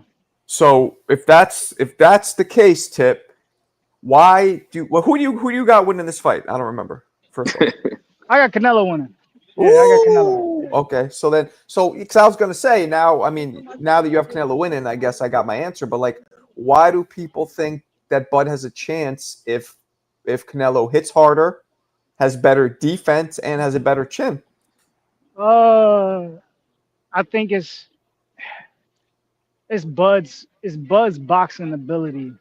That's the reason people are giving him a chance, right? You know what I'm saying? Like the simplicity in Bud's style. He doesn't have to do much to outwork a Canelo. That's what people see. But in all honesty, there's a lot that goes into this fight. If I'm really looking at it, you know what I'm saying? I haven't seen Bud face a counterpuncher. Like I said this earlier. Like, can you name one counterpuncher Bud Crawford has faced? Can I? Yeah, Benavidez' his brother. I wouldn't consider Jose a counterpuncher. And then at that, we're talking about a Jose Benavidez. Had a bullet in his leg. Yeah, we're talking about a Jose Benavidez that was fighting on one leg. Okay. I don't think that's a good comparison. Okay, let's see. Kell Brook is not. Mir Khan is not. Ndongo? Sean Porter definitely is not. No. Arrow David is not. Evanesian? No, fuck no. Okay. All right, Tip, you might be onto something. So no. I'm telling you, there's no counterpunchers on his resume. And it's not to say that Canelo's not even a natural counterpuncher, but Canelo's instinctive to counterpunch when it opens. You know what I'm saying? It's the same thing like Bud. Like, I think Bud is naturally a counterpuncher. He's not really a come forward fighter. I don't see Bud really walking anybody down. There's no fight where I really see Bud walking anybody down in a high guard. You know what I'm saying? Coming forward. Like, no, he's naturally a counterpuncher. That's how he fights. Now, this style, this somewhat plays into Bud's hands. You know what I'm saying? Canelo's a come forward guy, even though he has the ability to come forward. Like, Canelo's not a natural counterpuncher, but Canelo does possess that ability to counterpunch. So it's risky. This is a risky fight. You know what I'm saying? Stylistically, it favors Bud, but I just think Canelo just has more to offer in his game. I do too. Look at it this way, Marco. I'll follow up to you. Madrimov was a second-rate counterpuncher. He was like a kind of a slugger, and turned himself into a counterpuncher for that fight, and he had some pretty decent success. So now we're expecting Bud to have the same level of success against someone who is a much better counterpuncher than Madrimov. I don't see that. Now I got 3 points to make, and let me try to keep them all of them straight. Okay, first, Mo, what you went with. Yes, he became a counterpuncher for that fight, but again, Canelo doesn't feint like that. He's not as quick like that to fuck up your timing. Okay. Now, shout out Tip. Glad to see you over here. But you were saying that people in general are saying that Bud, his chin, like the size difference is the biggest factor, right? The size. So if we're gonna say that, if he's not gonna be as hefty, you feel me, as people want him to be, won't he be faster inherently? It's got to be one or the other. Either he's gonna put on the weight and be as heavy as he needs to be, or he will be faster, but you can't have it both ways. So I do see that being an X factor. Bud's not really that fast to begin with. I'm not saying he's slow, but his speed does not stand out. He just has good. No, it's not excellent, but yeah, compared to Canelo, it's only the two people in the ring that night. He would still be faster than Canelo, right? I don't know about that. Oh, really? And lastly, hold on, real quick. Let me put a bow on it. You said who has Crawford fought with Canelo's counterpunching style? Not many fighters, I'll give you that. But you have to flip the question around. Who has Canelo fought with a style that approaches what Crawford does well? You got it. Austin Trout, Lara, Danny Jacobs. I don't see the same level of skill, switch hitting, and all the dynamics that it's a lot of layers. Level. I'm not saying the more same layers. Level, let me say that more layers with as many layers. You don't even have to worry. You don't even have to worry about the switch hitting. Look, he's gonna come out in the southpaw stance. Yeah, I agree. He's gonna fight the whole fight at southpaw, in my opinion. He's seen Canelo's had problems fighting southpaws in recent past. He's gonna come out in a southpaw stance. Mm-hmm. I don't see the whole fight going that way, but yeah, man. I agree. He has more layers. I think he'll switch just very tactically. Yeah, those guys resemble Crawford style in some ways, but only partially. It's not all the layers put together. Okay. Man, I don't know. I was saying earlier, Tib, I don't know if you were in here, but like I feel like if Canelo loses, it's going to be way more crushing to Canelo fans than if Bud loses. Because, on paper, this is a fucking slight mismatch. Even though the odds are getting closer, on paper, anybody who jumps up 3 weight classes, it's a fucking mismatch. Slight, at least. Hindsight's always 20/20, though. Like, people forget about how big of an underdog Ryan was. And Tip, Terrence walked down Mean Machine, Kavaiaskis. I gotta go back and watch the fight again. What's the point of that, Aiden? Why'd you say that? Well, Tip just said Bud doesn't really walk people down, which I agree, but he walked down Mean Machine after he got knocked down, even though it wasn't counted. No, that's different. That's different. After a knockdown, it's different. Yeah, no, after a knockdown is different. I'm talking about like the next 4 rounds, he walked him down. I mean, no. But it's like this. Watch a Canelo fight, right? When people fight Canelo, it's instinctive that they automatically go on the back foot. It's instinctive. Yeah. Like they automatically hit that back foot. True. That's what I'm saying. Like I've said this multiple times. I see this fight being no different from the Victor Postal fight. Bud's gonna fight. Yeah, like I just feel like he was trying to box and move. No, let me not say try. He was moving. He was moving a lot in that fight, bro. And he was trying to keep Postal at range. I don't see Bud.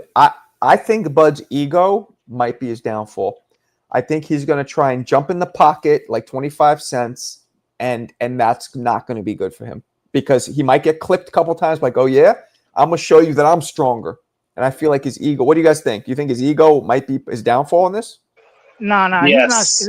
He's not stupid enough to stand in the pocket. And this is why I keep reverting back to the Postal fight. I don't know, man. You got to watch that Postal fight. Like, he doesn't like to stand in one spot for so long. He won't fight Canelo in the pocket. He's not going to do it. He's going to try to jab and turn him. That's all he's going to do. This whole fight, he's going to try to jab and turn him.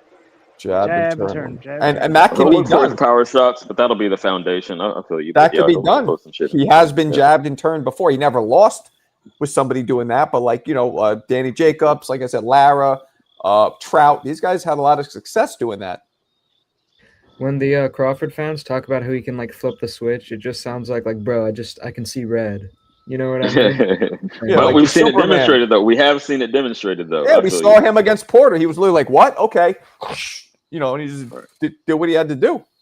It pissed me off what Porter's dad did in that fight. It felt like this weird, like Yeah, that was bullshit. That was bullshit. I remember asking Porter too. I was like, I felt like your dad was trying. Oh, I asked Porter. I go, yo, afterwards you announced retirement right after.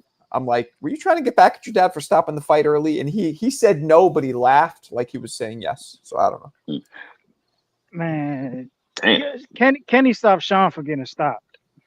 He might have got stopped, but he was totally fine to go a little longer. Yeah, he wasn't hurt like that. He was in no immediate danger for his life, or you're proud. Kenny. You're right though, Tip. I think it would have been over at some point soon, but let it happen. I mean, who knocks out Sean Porter? Nobody. Nobody. I mean, right? Yeah. That's the only stoppage in his career, I believe. And right. You're right. Yep. The man who beat Usyk. Beat Usyk. Yeah, beat. And he told me, Sean told me personally, he was like, I was like, what'd you do? You mauled Usyk? He goes, nah. He's like, I boxed him. Believe it or not. I'm like, he said that fight that he beat Usyk, he said he boxed him. And this is, he's 5. I've met Sean in person. He's like 5'7". Like, he's not a tall dude. I think Sean's like an inch shorter than me. Yeah? I don't know. How tall are you? I'm 5'8". 5'8", yeah, he's an inch. Maybe even, he might even be 5'6.5". I'll tell you right now. And Usyk's 6'3". So, like, how the fuck do you outbox Usyk with that huge discrepancy? Hey, different peaks at different ages. I would like to see the fight. That is crazy. The jab. I know. I wish. I think I asked him if he has that fight. I think he said he doesn't, but I'd love to see that fight too. Yeah, man. I really. I don't know if you heard me say this, Tip, but I am very worried that we're going to get a tactical snooze fest with these two. And I hope I'm wrong. I'm worried that they're going to just be super efficient, super cautious, and just not pop off as much as they should. Kind of like better Biev and Bivol in a way. But that's a Canelo fight. Like, bro, you you have to engage with Canelo. Like, Canelo's going to make sure you engage. Like, Canelo doesn't throw a lot. You know what I'm saying? He's going to touch you. Yeah, that's a and good when point. he touches you, he's going to touch you with hard shots. I was just thinking, let's say he walks into some shit because Crawford's such a good counter puncher and punch placement. But Canelo did that with Triple G. He never stopped. He kept coming. So you're right. He'll keep coming no matter what. This is going to be one of those fights where Bud wins.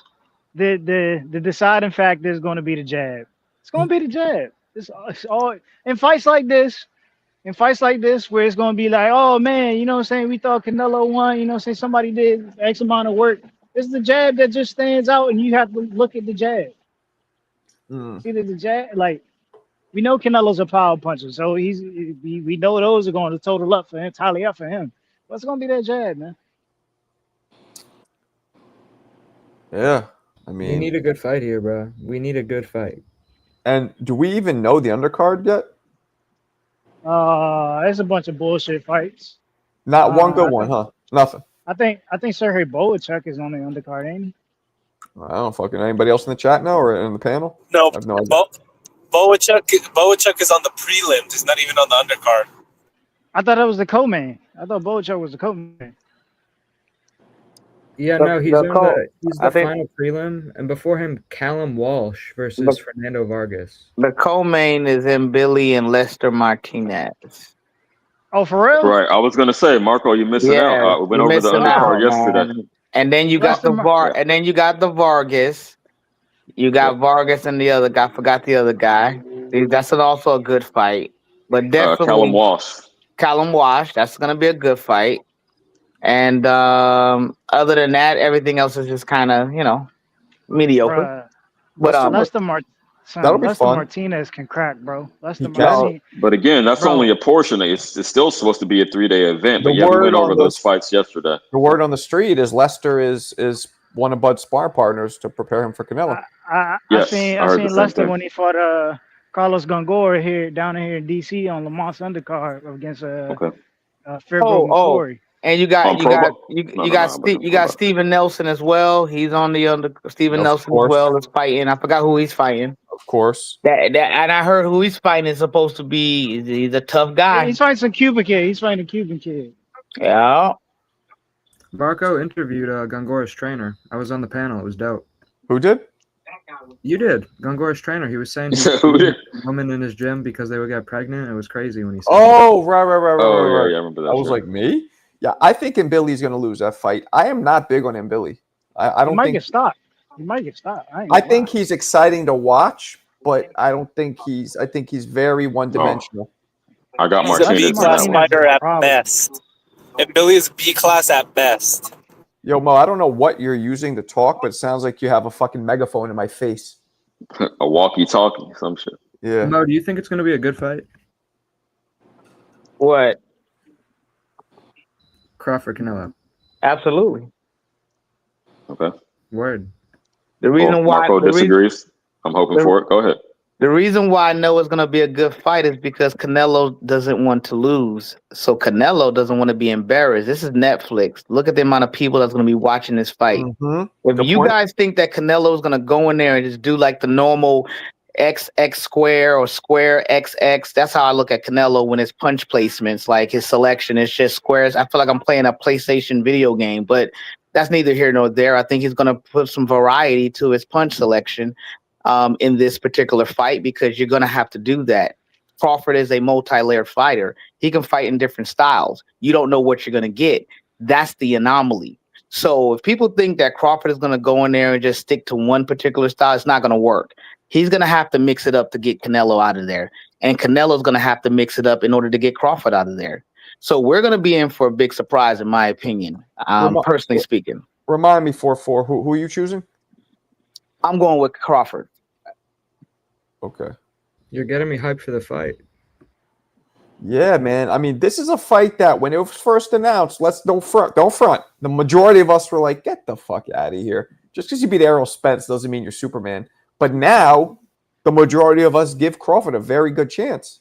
I mean, the thing is that I think that our reactions and our perception of things is just normally based on, just what we're kind of programmed to believe and see. I mean, how many people look at the fighters we see today? Nobody wants to take real fights. Look at Gervonta Davis. Look at all the other fighters. Well, I wouldn't say nobody. He doesn't. What I'm saying is that predominantly everybody's choosing more of the easy route. You know what I mean? Don't want to So you don't really, as fans, we get conditioned to believe that other things seem impossible. But if you look back 20 years ago, 30 years ago, guess what? This was just very commonplace.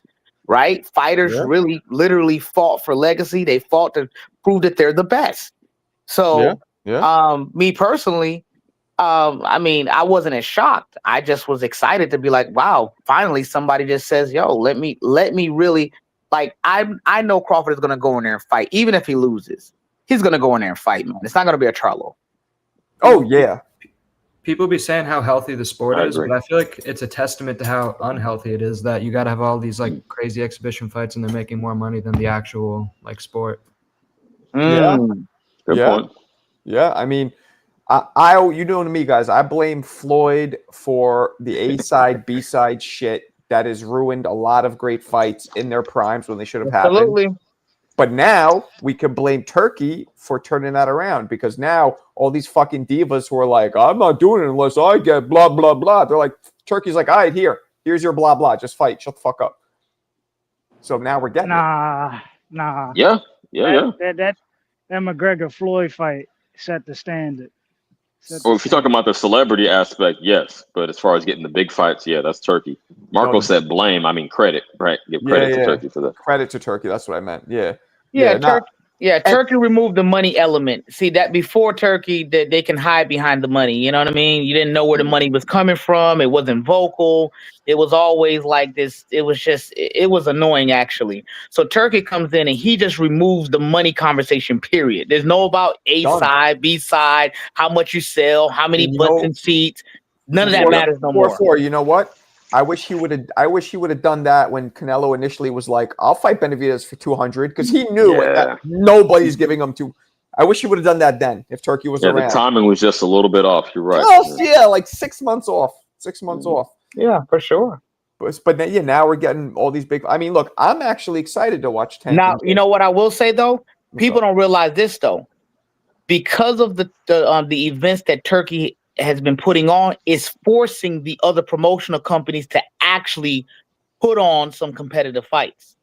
Right. If you really think about it, they're actually trying to compete, and by that, they're forced to actually make certain fights that they were dragging out for many years. Yeah, a rising tide lifts all boats. Yep, making it better overall. Yep.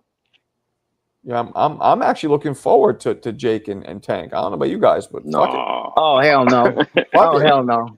Oh hell no! Why? Don't you want to see? I feel like every fight hardcore, boxing hardcore that comes in these chats or whatever, one of you wants to either see Jake get knocked out or Tank get knocked out. I feel like there's no in the middle. I think to be fair, I think the idea or the allure of it is definitely there, absolutely. But I'll just be honest with you. I didn't when Mayweather wanted to fight Logan Paul, I wasn't gung ho. I wasn't like I had to watch it. It had no effect on me. I eventually watched it, but as far as trying to make time to watch that particular fight, no. It was that's a little different because Jake Paul. First of all, that's the fight when I started thinking that Floyd fucking's doing shit for money, but Floyd has already established his career. This is a fight where you got two guys who aren't fighting who they should. Tank isn't fighting who he should, and Jake is fighting, all retired MMA guys. So that's the allure here. One of them or both getting knocked out would make a lot of people happy. Both double KO. Yeah, that's what I'm saying. Big up Bob, extra crispy 2-piece. Munguia Berlanga got KO'd by Canelo. Power gone. What the fuck? Midnight. That's what's going on. Bob's wilding That's out. the thing, bro. Like Bob's wishing on the star, bro. He dropped Berlanga and Munguia, and he didn't even jump on him. If he drops Bud, bro, and with the magnitude of this fight, he's gonna look to stop him. He's gonna. And his punches are also going to land way harder on Bud, who is the body of a welterweight, even if he puts on whatever weight he's putting on. You know what I'm saying? Like Berlanga was fucking 200 pounds, natural. What are you going to do with that? Again, if you don't give him the size, you got to give him the speed. He sounds like you'd be circling. You're going to piece him up to me. Yeah, Marco. I don't buy that whole thing of like, he always walked around at 180 pounds. Like, get the fuck out of here, bro. Like, you can no Tootie, but you look at his body, you can notice the difference in the musculature. Like, he's obviously fucking been lifting the weights for the last 2 years. Insane. Pause. Okay, maybe, but I don't really believe that. Like, that's a lot of weight to. So you're telling me he's been cutting 30 to 40 pounds for the last 10 years? No way. No way. On a 5'8" frame? No. I mean, Tip, you're 5'8", right? What do you fight at again? I fight at 132. How much you have to weigh, Tip? What do you go up to? What's the most you go up to? The most I've ever blown up is probably 143. Okay. Are you serious? That's pretty low. Yeah. So I naturally. How old are you? How old are you? 30. Okay. Jesus. Okay. Well, there you go. I mean, some fighters usually 15, 20 pounds is common, but 40, like 40 on a 5'8" frame. Yeah, consistently. Keith Thurman, he drops around like 40 pounds. I think 30 to 40. Okay, let me ask you this: have you ever seen a picture of Keith Thurman looking 180 pounds? Because I haven't. No. You probably like it would come out if these dudes get that fat. Like when Fury became a fat fuck, there was pictures of him with his belly out. Like you saw that he got fat. I've seen Pitbull Cruz fat as shit. Yeah, but Thurman isn't a guy you see in the cameras all the time unless he wants to be in the cameras. I mean, I know, but I just feel like it would have come out. Terrence is only 1 inch shorter than James Toney. James Toney's about. I know him personally. I've been around him. James Toney's about 5'10". He's a little taller than they say. They put him at 5'9". I think he's more like 5'10". Well, whatever. I guess we're splitting hairs here. He's only listed at 5'9", but good point. Didn't Ricky Hatton used to drop 4? Yes, but Ricky Hatton, right? And Fred, there was pictures of him looking fat. Yeah, but Marco, the fact that you don't have pictures doesn't mean that they don't No, drop pounds. absolutely not. But I think in an age like this, when everybody and their mother has a camera, it highly, highly suggests it. Yeah, but I'm gonna be honest with you though. But Bud walks around see, the thing is that you remember you got fat weight and you got muscle weight, correct? So Yeah, it weighs he's the a same. lean. He's lean. You know what I mean? Yeah, he's lean. He's lean. So I mean, don't think that you can't weigh 170 pounds and look like you're 150. You know what I mean? But be just lean and just muscular. You know, but 40 pounds. A lot of fighters cut 30 and 40 and maybe light heavyweights, maybe super middleweights, not fucking welterweights. What? How much weight you think Devin Haney walks around at? How much weight you think Devin Haney's cutting and maintaining? He was probably around 160 back then, maybe like 170 now. He's cutting 30% of his body weight. Thank you. So look at Boots. Boots the same. Dude is cutting mad weight. So again, 15 to 25 pounds tops people cut. This is almost double that. That's just a lot. Hey, I'll counter that by saying that's why Devin Haney was getting knocked the fuck out by Ryan Garcia. And look, I'll tell you this: guys who cut 30 to 40 pounds and drain themselves like that, they don't take punches on the chin the way Bud was taking them from Spence. I'm with you. I don't believe it, but why would he But remember what he did, right? Right when this fight, and this could be promotion for the fight. He puts that picture out, Bud, on the scale. It was like 185 or whatever it was. So he unless he's lying, or he's just gaining now because he knew he had Canelo on the horizon. Yeah, again, he took a whole year off just to fucking get and he checked knew because Turkey was like, whatever you want, I do. You know what I mean? He's like, all right, have Canelo snatch up the belt from Skull and let's make it happen. He goes, in the meantime, you just eat and lift the weights. Good to go. That was worse than my below. That's right. You put more on it. That was a pointless fight. The Skull fight? Yeah, it was pointless. Well, it wasn't. I agree with you, but the point was Turkey loves Bud, and Bud said, I want to fight for a third undisputed. So Turkey had to make it be undisputed. Right. I don't think anybody cares that this fight is for undisputed. No, but Bud did, and Turkey cares what Bud thinks. Yeah, you're right. We don't care. We don't give a fuck. These belts are ridiculous. 4 of them now. Hopefully this shit gets cleaned up and we just deal with the Ring Magazine belt, and that's the main one.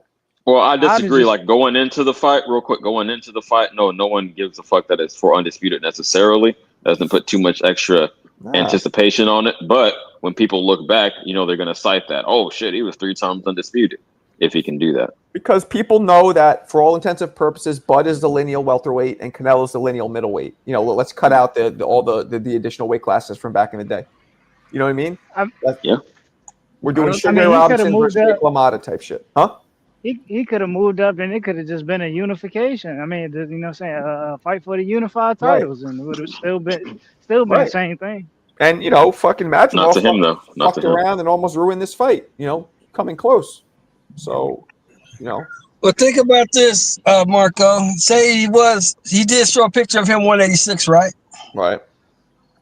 So if he's cutting 68, that means he's got to cut 18 pounds. Right. And he's not cutting muscle. He's cutting fat. He's not cutting muscle. How do we know? Water.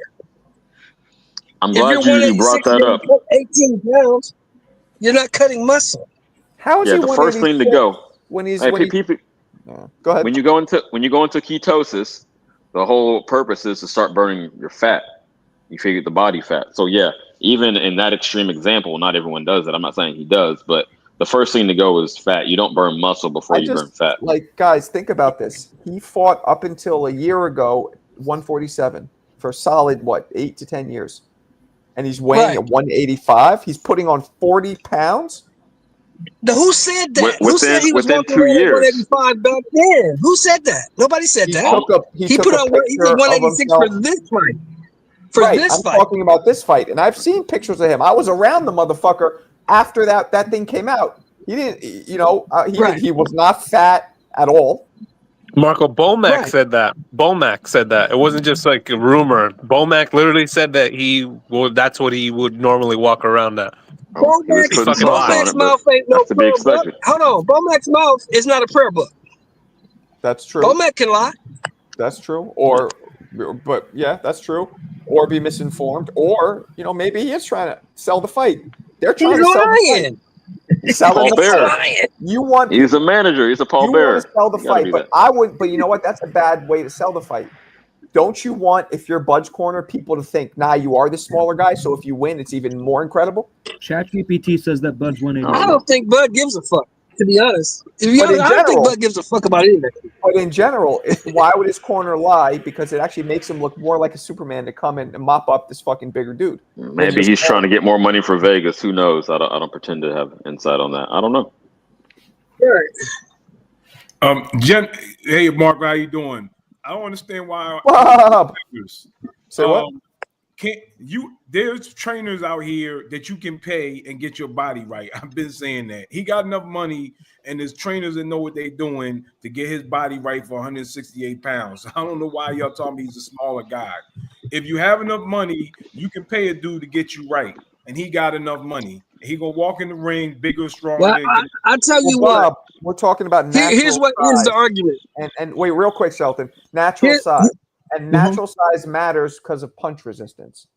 You can't fucking you can't make your chin full of muscles to resist a punch. So that's why they do have jaw exercises. No, Tootie, they do have jaw exercises. I haven't done them. What he's saying is when you cut too much, you rehydrate, but it takes longer to rehydrate the fluid in your brain. That's why people get knocked out. Yup. Oh yeah. I feel drained yourself. Yup. Yeah, but Marco, to be fair, you brought up the 147 jump real quick. You brought up the 147 jump, but it's been 2 years since he was at 147, and he's almost 40 years old. So it is easier to put on weight at that point. I just want to put that in context. It's been 2 years since it's easier to put on weight. Yeah, but the narrative was he's always walked around 185. That's what they're saying now. Yeah, I'm not backing that up. No. I'm just saying. That's like I said, Bomac's mouth ain't a prayer book, so Bomac can lie just like anybody else. And we'll find out on September 13th who's lying and who ain't. We'll find out. No, bro, I trust Bromac. I trust Bromac. Get out of here. Anticipation is killing me. Tom Bromac. I also put this, and Margaret doesn't watch NFL. If you follow NFL, dudes go for 1 year, and the next year they come back 15 pounds heavier, and they're faster. Aren't they all juice heads, though? Yeah. No. I think they clean that up for the most part. Too much testing in the league, buddy. I thought they all were sipping those Capri Suns, but okay, go ahead. Whatever. No, because the money costs too much in the league. It's all water weight, bro. Body right. Go ahead. So I'm gonna park right here. I ain't worried about him. Hey, because in the league, it's different in the league. Because in the league, if you suspended, you don't get paid. That's all. That game check go. Creatine and protein shit. I don't know, but I just really believe if he's not naturally that size, it matters. Because anybody, I was brought this up, Vinny Pazienza, right? Lightweight champion. He got in a car accident. He started lifting mad weights. He got up to super middleweight. Roy Jones mopped him up like he was a spill, right? He, even though he looked muscular, well, come on, man. But see, you can't use that. Hold on. Forget about Roy. A bunch of people beat him at super. He was not successful at that weight. Was 20 years ago. This is 2025. But what I'm saying is you can't use that because there was never any version of Vinny Pazienza that was going to beat Roy Jones. It's not about Roy Shelton. It's that he never was successful in those bigger weights against anybody, right? So. Oh, okay. I got. Yeah, that's true. Your chin does not adjust with your body, no matter how many weights you lift. Your chin's always going to be what it is. Okay, so explain Roberto Duran then. His butt has never been knocked down. Why we got worried about it? He never been knocked down. Because he's never fought a super middleweight. Who? Ever. He's never even fought a middleweight. So Roberto Duran didn't fight Marvin Hagler? No, we're talking about a Bud. Roberto Duran is an anomaly. Like you could bring up. Didn't he get stopped? Didn't Duran get stopped in that fight? Let's look at that. Duran got stopped by Hearn. Because they want you to fucking. Why do you want you to buy that? They're going to show you what they working with. This is what they're working with. Oh, you're breaking up, homie. Yeah, it sounds like I muted him. I think he's talking to somebody else. I just muted him. Sounds like he's talking to somebody else. Yeah, Duran went 15 rounds with Hagler, and he never got knocked down. He never even got hurt. Right. He took all that shit. No, he did, but then he fought fucking Hearns. I believe that was a lower weight, and he got put to sleep like a romance novel in a warm glass of milk. So and then he fought Barkley at 168 and knocked him out. He did. He did. It was 160, I believe. Who knows? He did. But, again, exceptions. No, 68, bro. 68, bro. It wasn't 60. It was 68. And he knocked him out. But it wasn't. It was 160. It was 160. Aha. Yeah, because Barkley had won the WBC middleweight title off of Hearns. I believe. I don't think 168 existed then, but maybe it did. But either way, though, Barkley, Duran is an exception to the rule. You know what I mean? Yeah, he's one of the greatest, arguably 20 greatest of all time. So bringing him up doesn't really. It doesn't happen often. Is the point? Almost never, as a matter of fact. I get that point. Move up and they could absorb all that shit. And mind you, Duran was a defensive fucking wizard, right? Canelo is good, not a wizard, and Crawford is not known for defense at all. I'm not saying he's not a good defensive fighter. He's just not, So, sure, that's why Floyd people sleep on Floyd's chin. Not only was he a great defensive fighter, but he took a lot of shots. Not a lot, but enough, and it never. Just a couple times that we saw against fucking Mosley. Yeah, you did a video on it. Corley popped him a little bit, but other than look how quick he recovered. Totally fine. Right. Within 2 seconds, he was covering up and smiling, like, okay, I got my faculties back. Arturo Gatti almost stopped him, though. Jersey. Wait, what? What? Gamboa get clipped by Gamboa. Almost stopped him. Arturo Gatti almost stopped too. Floyd Mayweather. Are you? I was going to let him say it. Oh, Lord. Are you drunk? No, he's from Jersey, though. You smoke crack, don't you? He beat the shit out of Gotti. That was one of the brutal. I released a Did video you see that called fight, bro? Beautiful Violence. Did you see that fight, bro? Bro, that fight was all wrong for Arturo Gatti, bro. That fight was all wrong for Arturo Gatti. That was one of the biggest one-sided fights I've ever seen him. I mean, he kicked the shit out of him. No, you're right. You're right. I know I'm right. So let me ask everybody. Marco, I can remember screaming at the television, "Stop the fight! Stop the fight!" Yeah, me too. Me too. Matter of fact, fuck it. Let's do it. Let's go. Yeah, play it. Let's do it.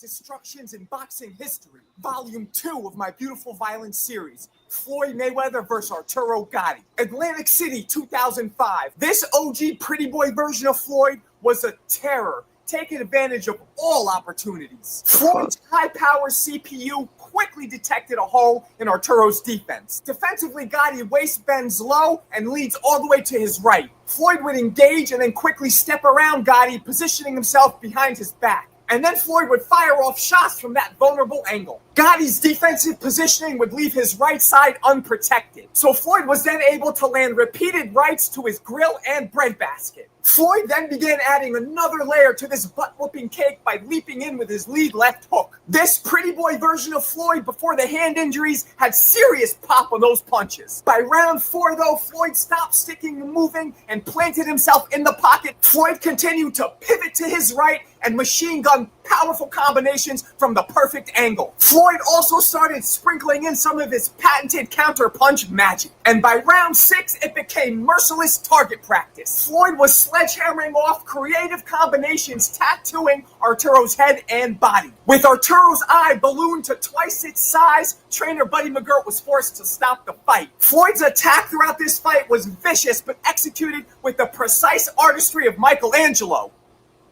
You could tell he broke down in tears of joy. Yeah, that was crazy.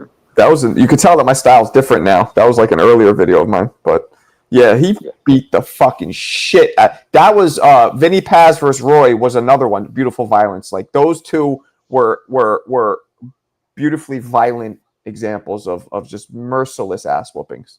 Mm-hmm. God, his punch placement was so on point. That was the most impressive thing to me. Yeah, he had output in his combinations in the Pretty Boy era, but he was tagging them with everyone. Were you joking, or you just remembered wrong saying that? He was bullshit. I was capping for Jersey. You know that. And by the way, you say Jersey, but it's really Canada by way of Italy. No, Jersey. Hey, Marco, When you have some spare time, I want you to do a video on Alfredo Escalera versus the explosive thin man. You know what I'm talking about. I don't. He fought Aaron The Pryor. Tin Man? Alexis Arguello. Like from Dorothy? Alexis Arguello. Okay. I don't know that fight, but I can look it up. It's called it was fought in Bayamon, Puerto Rico. It's 15 rounds. It was a bloody fight. I mean, it was a who is it? nasty one. Arguello versus Alfredo Escalera. And didn't Arguello lose that fight? Wasn't that his first loss? No, he won. No, he won that fight. This comment right here is sacrilege. Buddy's one of the best trainers in boxing for years. What are you talking about? Everybody knows Crawford's best defense is defending with his face. Okay. McGirt might be a better coach than Roy, to be honest with you. Well, Roy's not a great, no disrespect, Roy, but Roy's not a great coach, so that's not saying that much. Roy's the greatest fighter who ever lived, but, coaching and fighting are totally different things, McGirt has probably the most champions out of anybody. Maybe not more than Emmanuel Stewart, but I bet you it's close. Stewart.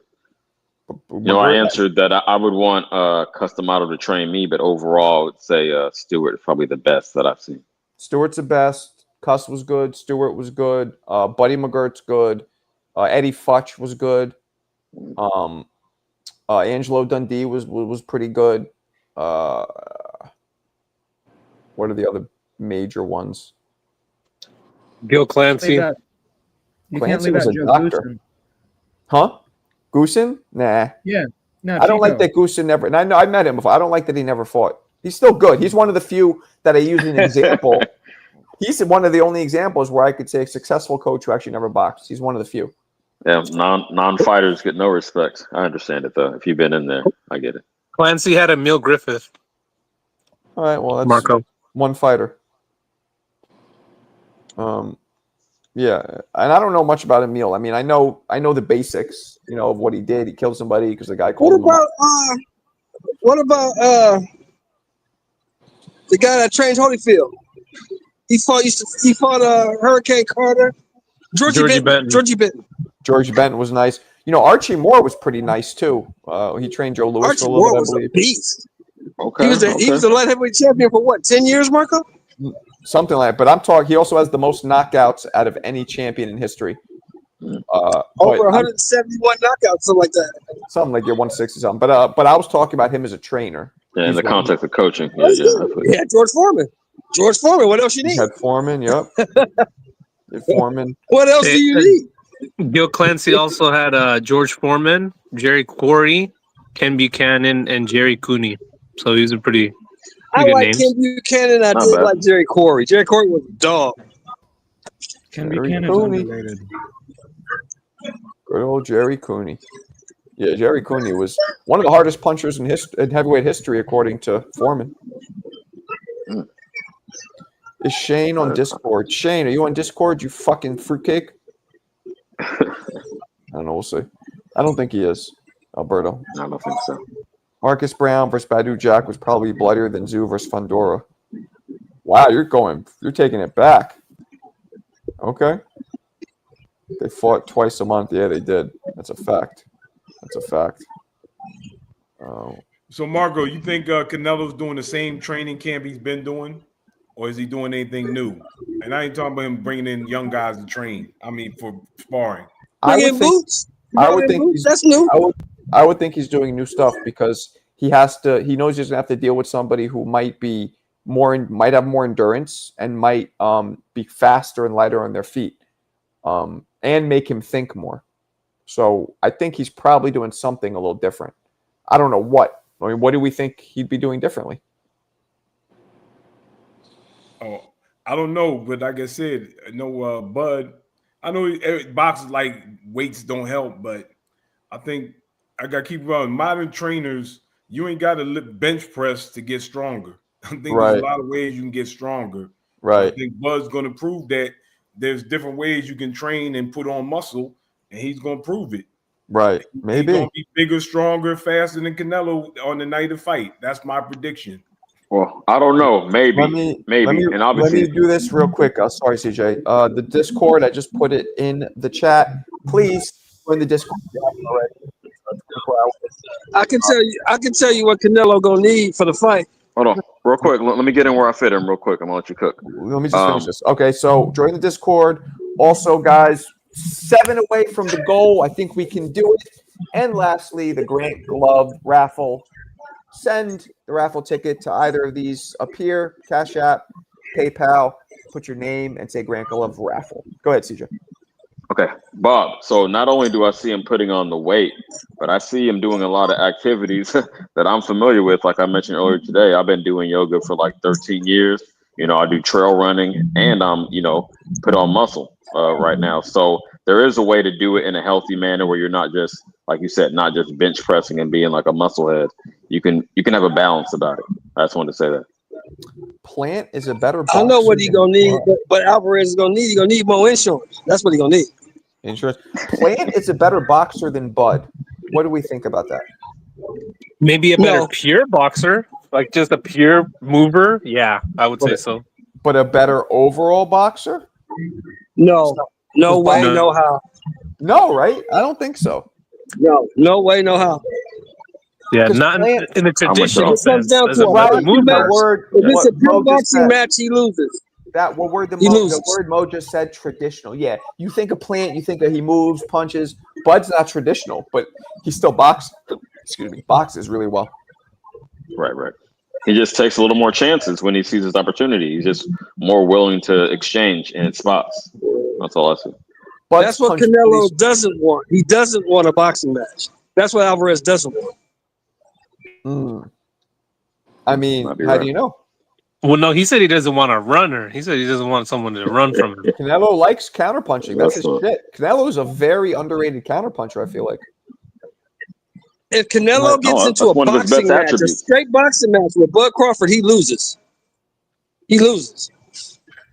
I put the house on one that. of his best attributes is counterpunching, but he has to be in there. He has to be close. He's not going to like clip you from the outside when you make a mistake. Right. And okay, now what if they step in the pocket? What if they jump in that phone booth like they're AT&T repairmen? That would be stupid. That would be dumb. That'd be great for us. That would be dumb on Bud's part. I don't think Bud is that stupid, but that would be stupid on his part. You put the house on that one? You put the house on Canelo winning that one? No, I wouldn't put the house on that one. But a straight boxing match, I put the house on that. A straight boxing match, I put the house on that. If they do the whole match like that, I would say Canelo most likely wins, like overwhelmingly. But I don't see that playing out like that. That's crazy. Mark, you're my man, but you watch your filthy fucking mouth. You watch that filthy fresh mouth of yours. It's not nearly as fast. Plant has a Roy Jones left hook. I must have forgot. Must have. Now, Mark, I'm kidding, but I'm not. That's joking, but I'm not. Sheldon bugging. Oh, Shane said you're bugging, Sheldon. I'll do it for you. Shane, shut the fuck up. Bitch ass. Agree, Jose. There's a lot of factors, but usually they need skills regardless.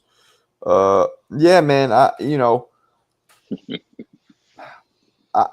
The more I think about it, the more I'm starting to give Canelo a little bit more of an edge. You mentioned that. What do you guys think? I mean, obviously, I disagree, but you can't. How many days? How many days? You could always pull. I think you bugging. Yo, you could always call E-Rock and fucking pull out. Hell no. I got E-Rock's number. No, we locked in. I just has anybody else in the chat or in the panel feeling that way? The more and more you talk about it, you go in these chats, you watch tape, whatever, you're leaning a little more towards Canelo. Go watch that's where I've been since the beginning, Marco. Yeah, but Rob, whatever. Skull doesn't fight like Crawford would never fight like Skull. So what's that even matter? Nah. Right. Look how bad I don't make that comparison. Canelo looked. Watch it again. How bad he looked. Look how bad Skull looked. What the fuck? He landed like 0 punches. What are you talking about? He's whiffing at air 99% of the time. Didn't Canelo win almost every round? How did he look bad? Old and slow. Couldn't catch. I know the dude was running. Where was the counter punch in that fight? when somebody's Bud gonna stop a running, mud hole in his ass. it's so hard to hit them if they're literally running. And he ain't throwing any punches. I mean, when the dude's completely out of your range, you're not going to swing at nothing because the dude's running and he's out of the range the whole time. You know, I don't know. People think it's so easy to cut off the ring and track somebody down like you're fucking Elmer Fudd when they're running, but it's hard. Those wascally wabbits are hard to catch. Hey, real quick, let Curtis Armstrong. Hold on. I'm a rich Let Curtis guy. Armstrong get a word in. Why am I Curtis. doing this? I ain't got to do this. And he got 1 foot in the retirement. That's what I'm saying. I don't think Curtis wants to talk. He's been on the whole time just listening or silent. So if he wants to, he can. I tried to call him out before, but he was quiet. So, or maybe sometimes it'll be a glitch. It'll connect you, and you're not really connected. I'm here. I'm here. I'm on it. I was listening to you guys. Oh shit! Okay. So if you want to chime in, we haven't heard from you, so go for it. The thing is, Crawford doesn't know how to lose. He's just different. I mean, okay. Okay. I mean, what can you? No, like Mo says, I hate those intangible arguments. He's just different. Like, well, you got to break that down. I'm trying to break the shit down. He's Superman. You can say he has a strong mentality like that. He's very determined, but don't. And even that is intangible. But you can't just say he's different. That's not an argument. That's not an analysis. I don't like that. Well, he's saying he doesn't know how to lose. So, well, he hasn't lost in the pros. I'll give him that. So, but what is that? Does that mean anything? It must. I mean, it is an X factor, but again, I like the X's and O's more than that. But it might weigh in. I don't know. I mean, when Wilder didn't know how to lose, and he definitely acted like fucking lost. Fury taught his ass how to lose. Don't do that. Right, but my point is, he didn't. The way he handled it, you saw that he couldn't. Right. He's like, I've lost. That's why I was cracking up. Yeah, his fucking CPU overheated. The motherboard died because he just couldn't process it. Like, that's the processor. I was gonna say that's the processor. Yeah. Did you hear what Buzz said at the press conference? He said he gonna stump a mud hole in this motherfucker's ass. That's the old. I did, but again, that's just talk. That's old, right? And I got Bud. I got 1,300 on it, but I don't put too much sauce on what somebody says. Everybody's gonna be confident going in. Let's see. Marco, that was from I believe the third press conference in June. Was it? A long time ago, yeah. Yeah. I mean, they started talking a little One shit. of them, I think it was that last one. Yeah, you're right. It was the last one. Yeah, and then Canelo. Yeah, I mean, I don't know. I don't know. 1,300. Yeah, man, down the drain. Oh shit. He says that's 1,300. Let's go. Damn. Hey, you won't put up the next two though. I'm going up to 15. I was thinking 2,000, wow, but at least 15. Let me get that. Put up the next two. Fanboy, what you think? 200. Put it up now. We do it through the channel. He ain't doing shit. Because CJ's betting everybody. Who's the other 300 with? What's it called? Black and Brown Boxing. Him and one of his co-hosts. I don't know what that is, but okay. Canelo will give up. Come on. I hate people say shit like that. I know. He'll give up. Like wave a flag, like no more. Nah. He said no more. No more. Bud starts slow. Does Bud? All right, I've heard this narrative a lot. Does Bud really start slow? Yes. And the cope that people say is, oh, he's downloading data or whatever the fuck. No, he's losing rounds. Whoa. All right. I removed you. Hold on. You could say both, right? It could be both things at the same time. Maybe he is giving away those early rounds, but the reason they say downloading data is because he does tend to adjust and perform better later in the fight. So it could be both. Yeah, but that's just an excuse, though. That's just a deficit. He can do that and still win rounds. I don't understand. Let's do this. How many fighters in history were notoriously? How many legends were notoriously slow starters? Loma. Okay. Who else? No, I have not. I wish I would have met him, but I didn't. I'd say Wilfredo Benitez was a slow starter as well. He was a boxer, though. Same thing, boxer counterpuncher. Okay. Would you say Hagler until he needed to be, like in the Hearns in general? No, the exact opposite. The exact opposite. He was the fucking breakneck pace. That's why he knocked all those fucking guys out. They couldn't hang.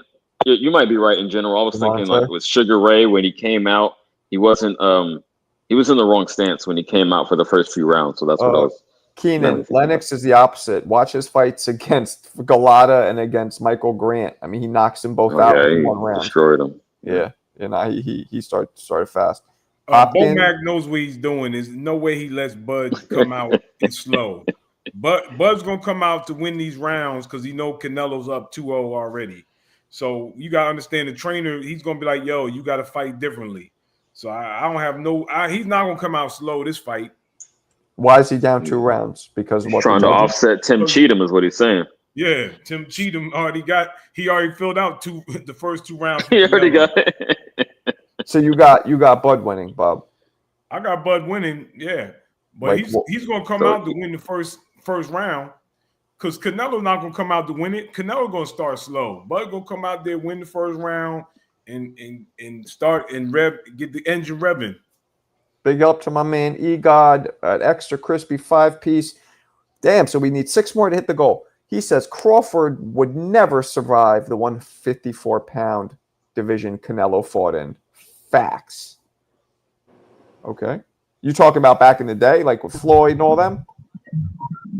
I assume? With Charlo and Laura and what's the boy name? K9 Bundridge, them dudes. Oh, yeah, but I shit. have all kinds of problems with those dudes. Bud's a hype job, and it's okay. Not everybody is great. Well, we know who Egod's going for.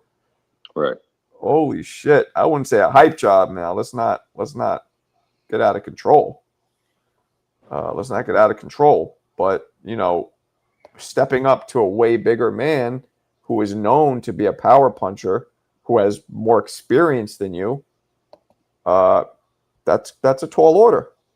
That's a tall order. Is it not?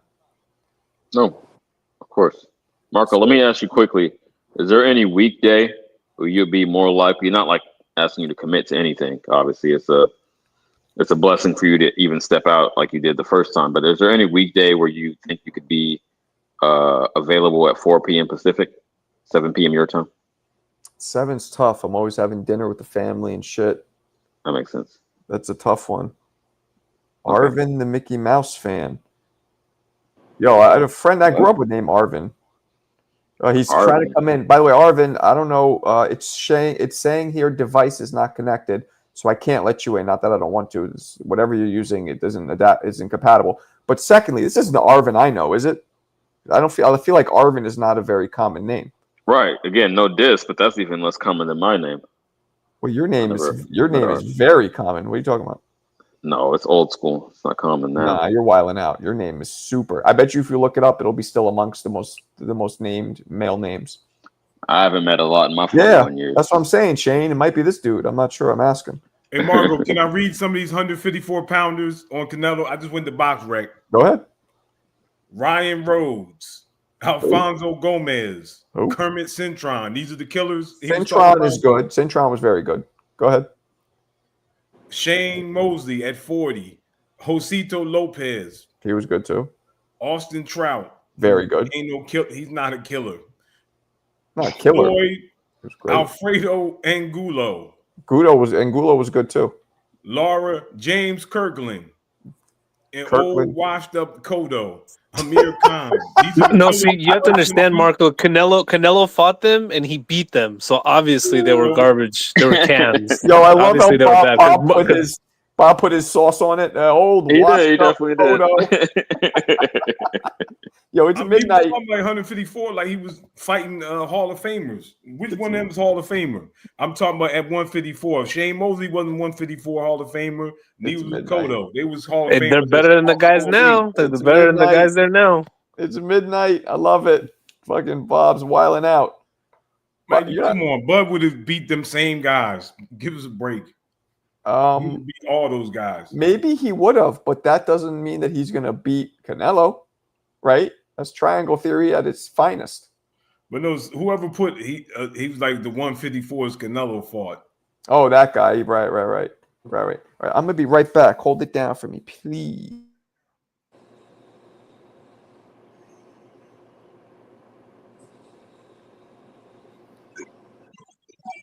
Hey, CJ.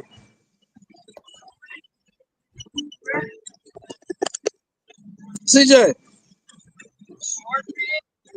Oh, CJ stepped away to take a shit or something. You stepped away?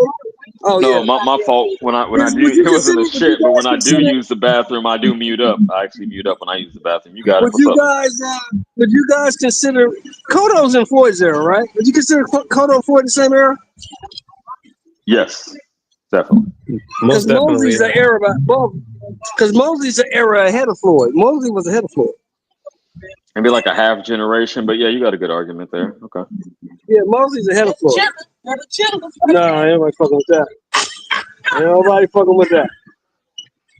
Yeah, Shelton is always outside. Go ahead. Yeah, he wasn't in Floyd's era. Okay, I got you. Okay, so you're talking about in terms of generation what that guy was posing. Okay, I understand what you're saying now. Yeah, man. I agree. Yeah. Oh shit! What were we cooking on? Fucking Because Floyd came. When did Floyd turn pro? Floyd turned pro in '94 or '96. 96. I'm almost positive. Right, because that was the year of the Olympics, right? 96 Olympics, yes. Atlanta. Okay. Yeah, '96. So Mosley and all them dudes is an era above him. Oscar, all them dudes is an era above him.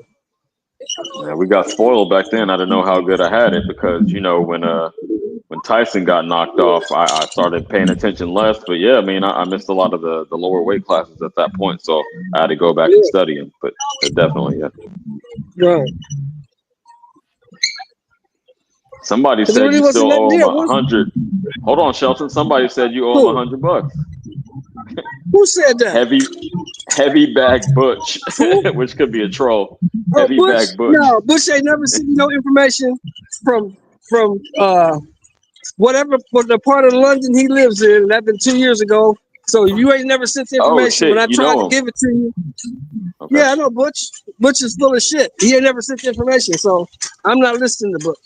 I'm not worried about Butch. What I miss? Brixton. Butch lives in Brixton. When Butch sends me the information.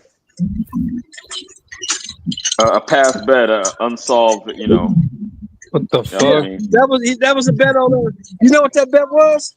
I took Zerto and he took Bibble. And Bibble beat the shit out of Zerto.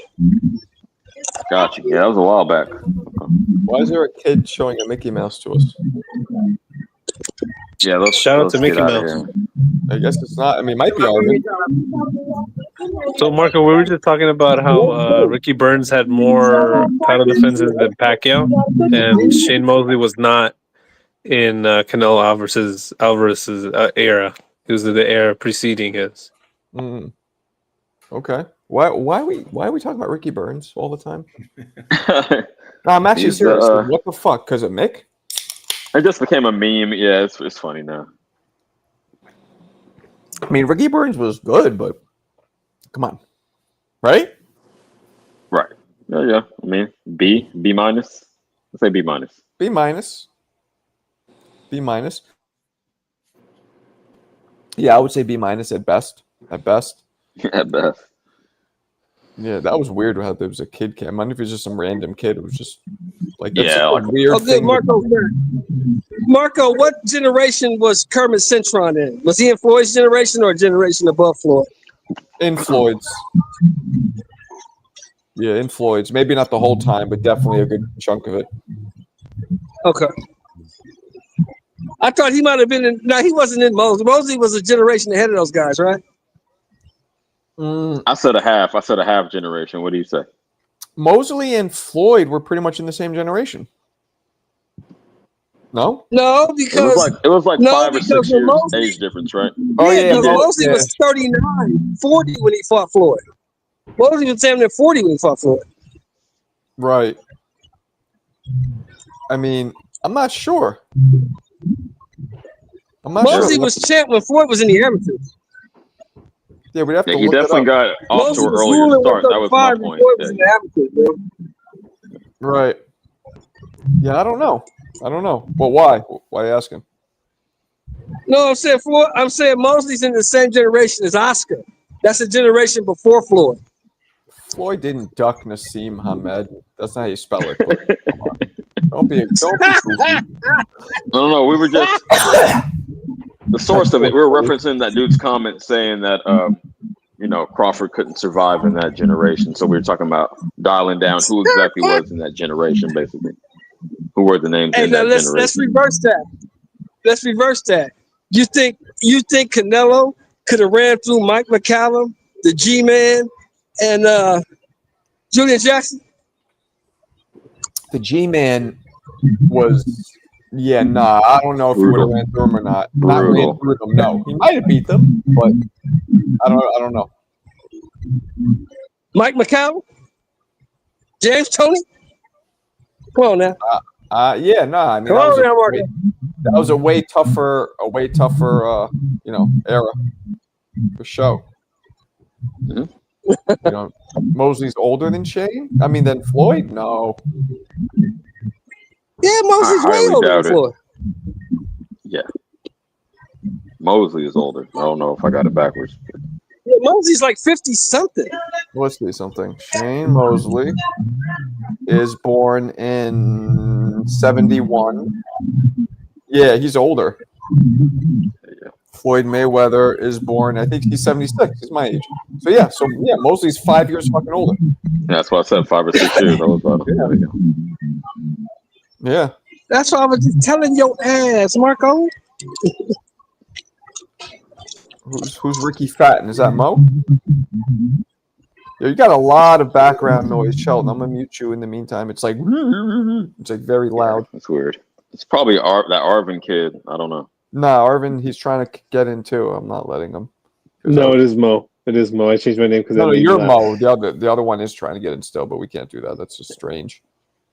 Yeah, Marco, I was going to ask you: are you going to go live for that the Rings Underdog series, that Thursday card? The which one? So, if you recall correctly, right, we talked about earlier. Turkey was supposed to have this 3-day event, these 3 different cards leading up to the Crawford Canelo fight. On the Thursday, next Thursday, the Ring is having another card called the Underdog series, where they're gonna have, I think it was 5 or 6 prospects and contenders fight each other, and it's gonna be at the Fontainebleau Theater. I think it's at 11 p.m. your time is when it's happening. I might. I mean, we should all. Yeah, we'll all get down, man. We're the channel's building. You know what I'm saying? Mm-hmm. Why not? Channel's building. Okay. Let's do it. Thursday at 11. If you got it, it'll be 8 for me. I'm with it.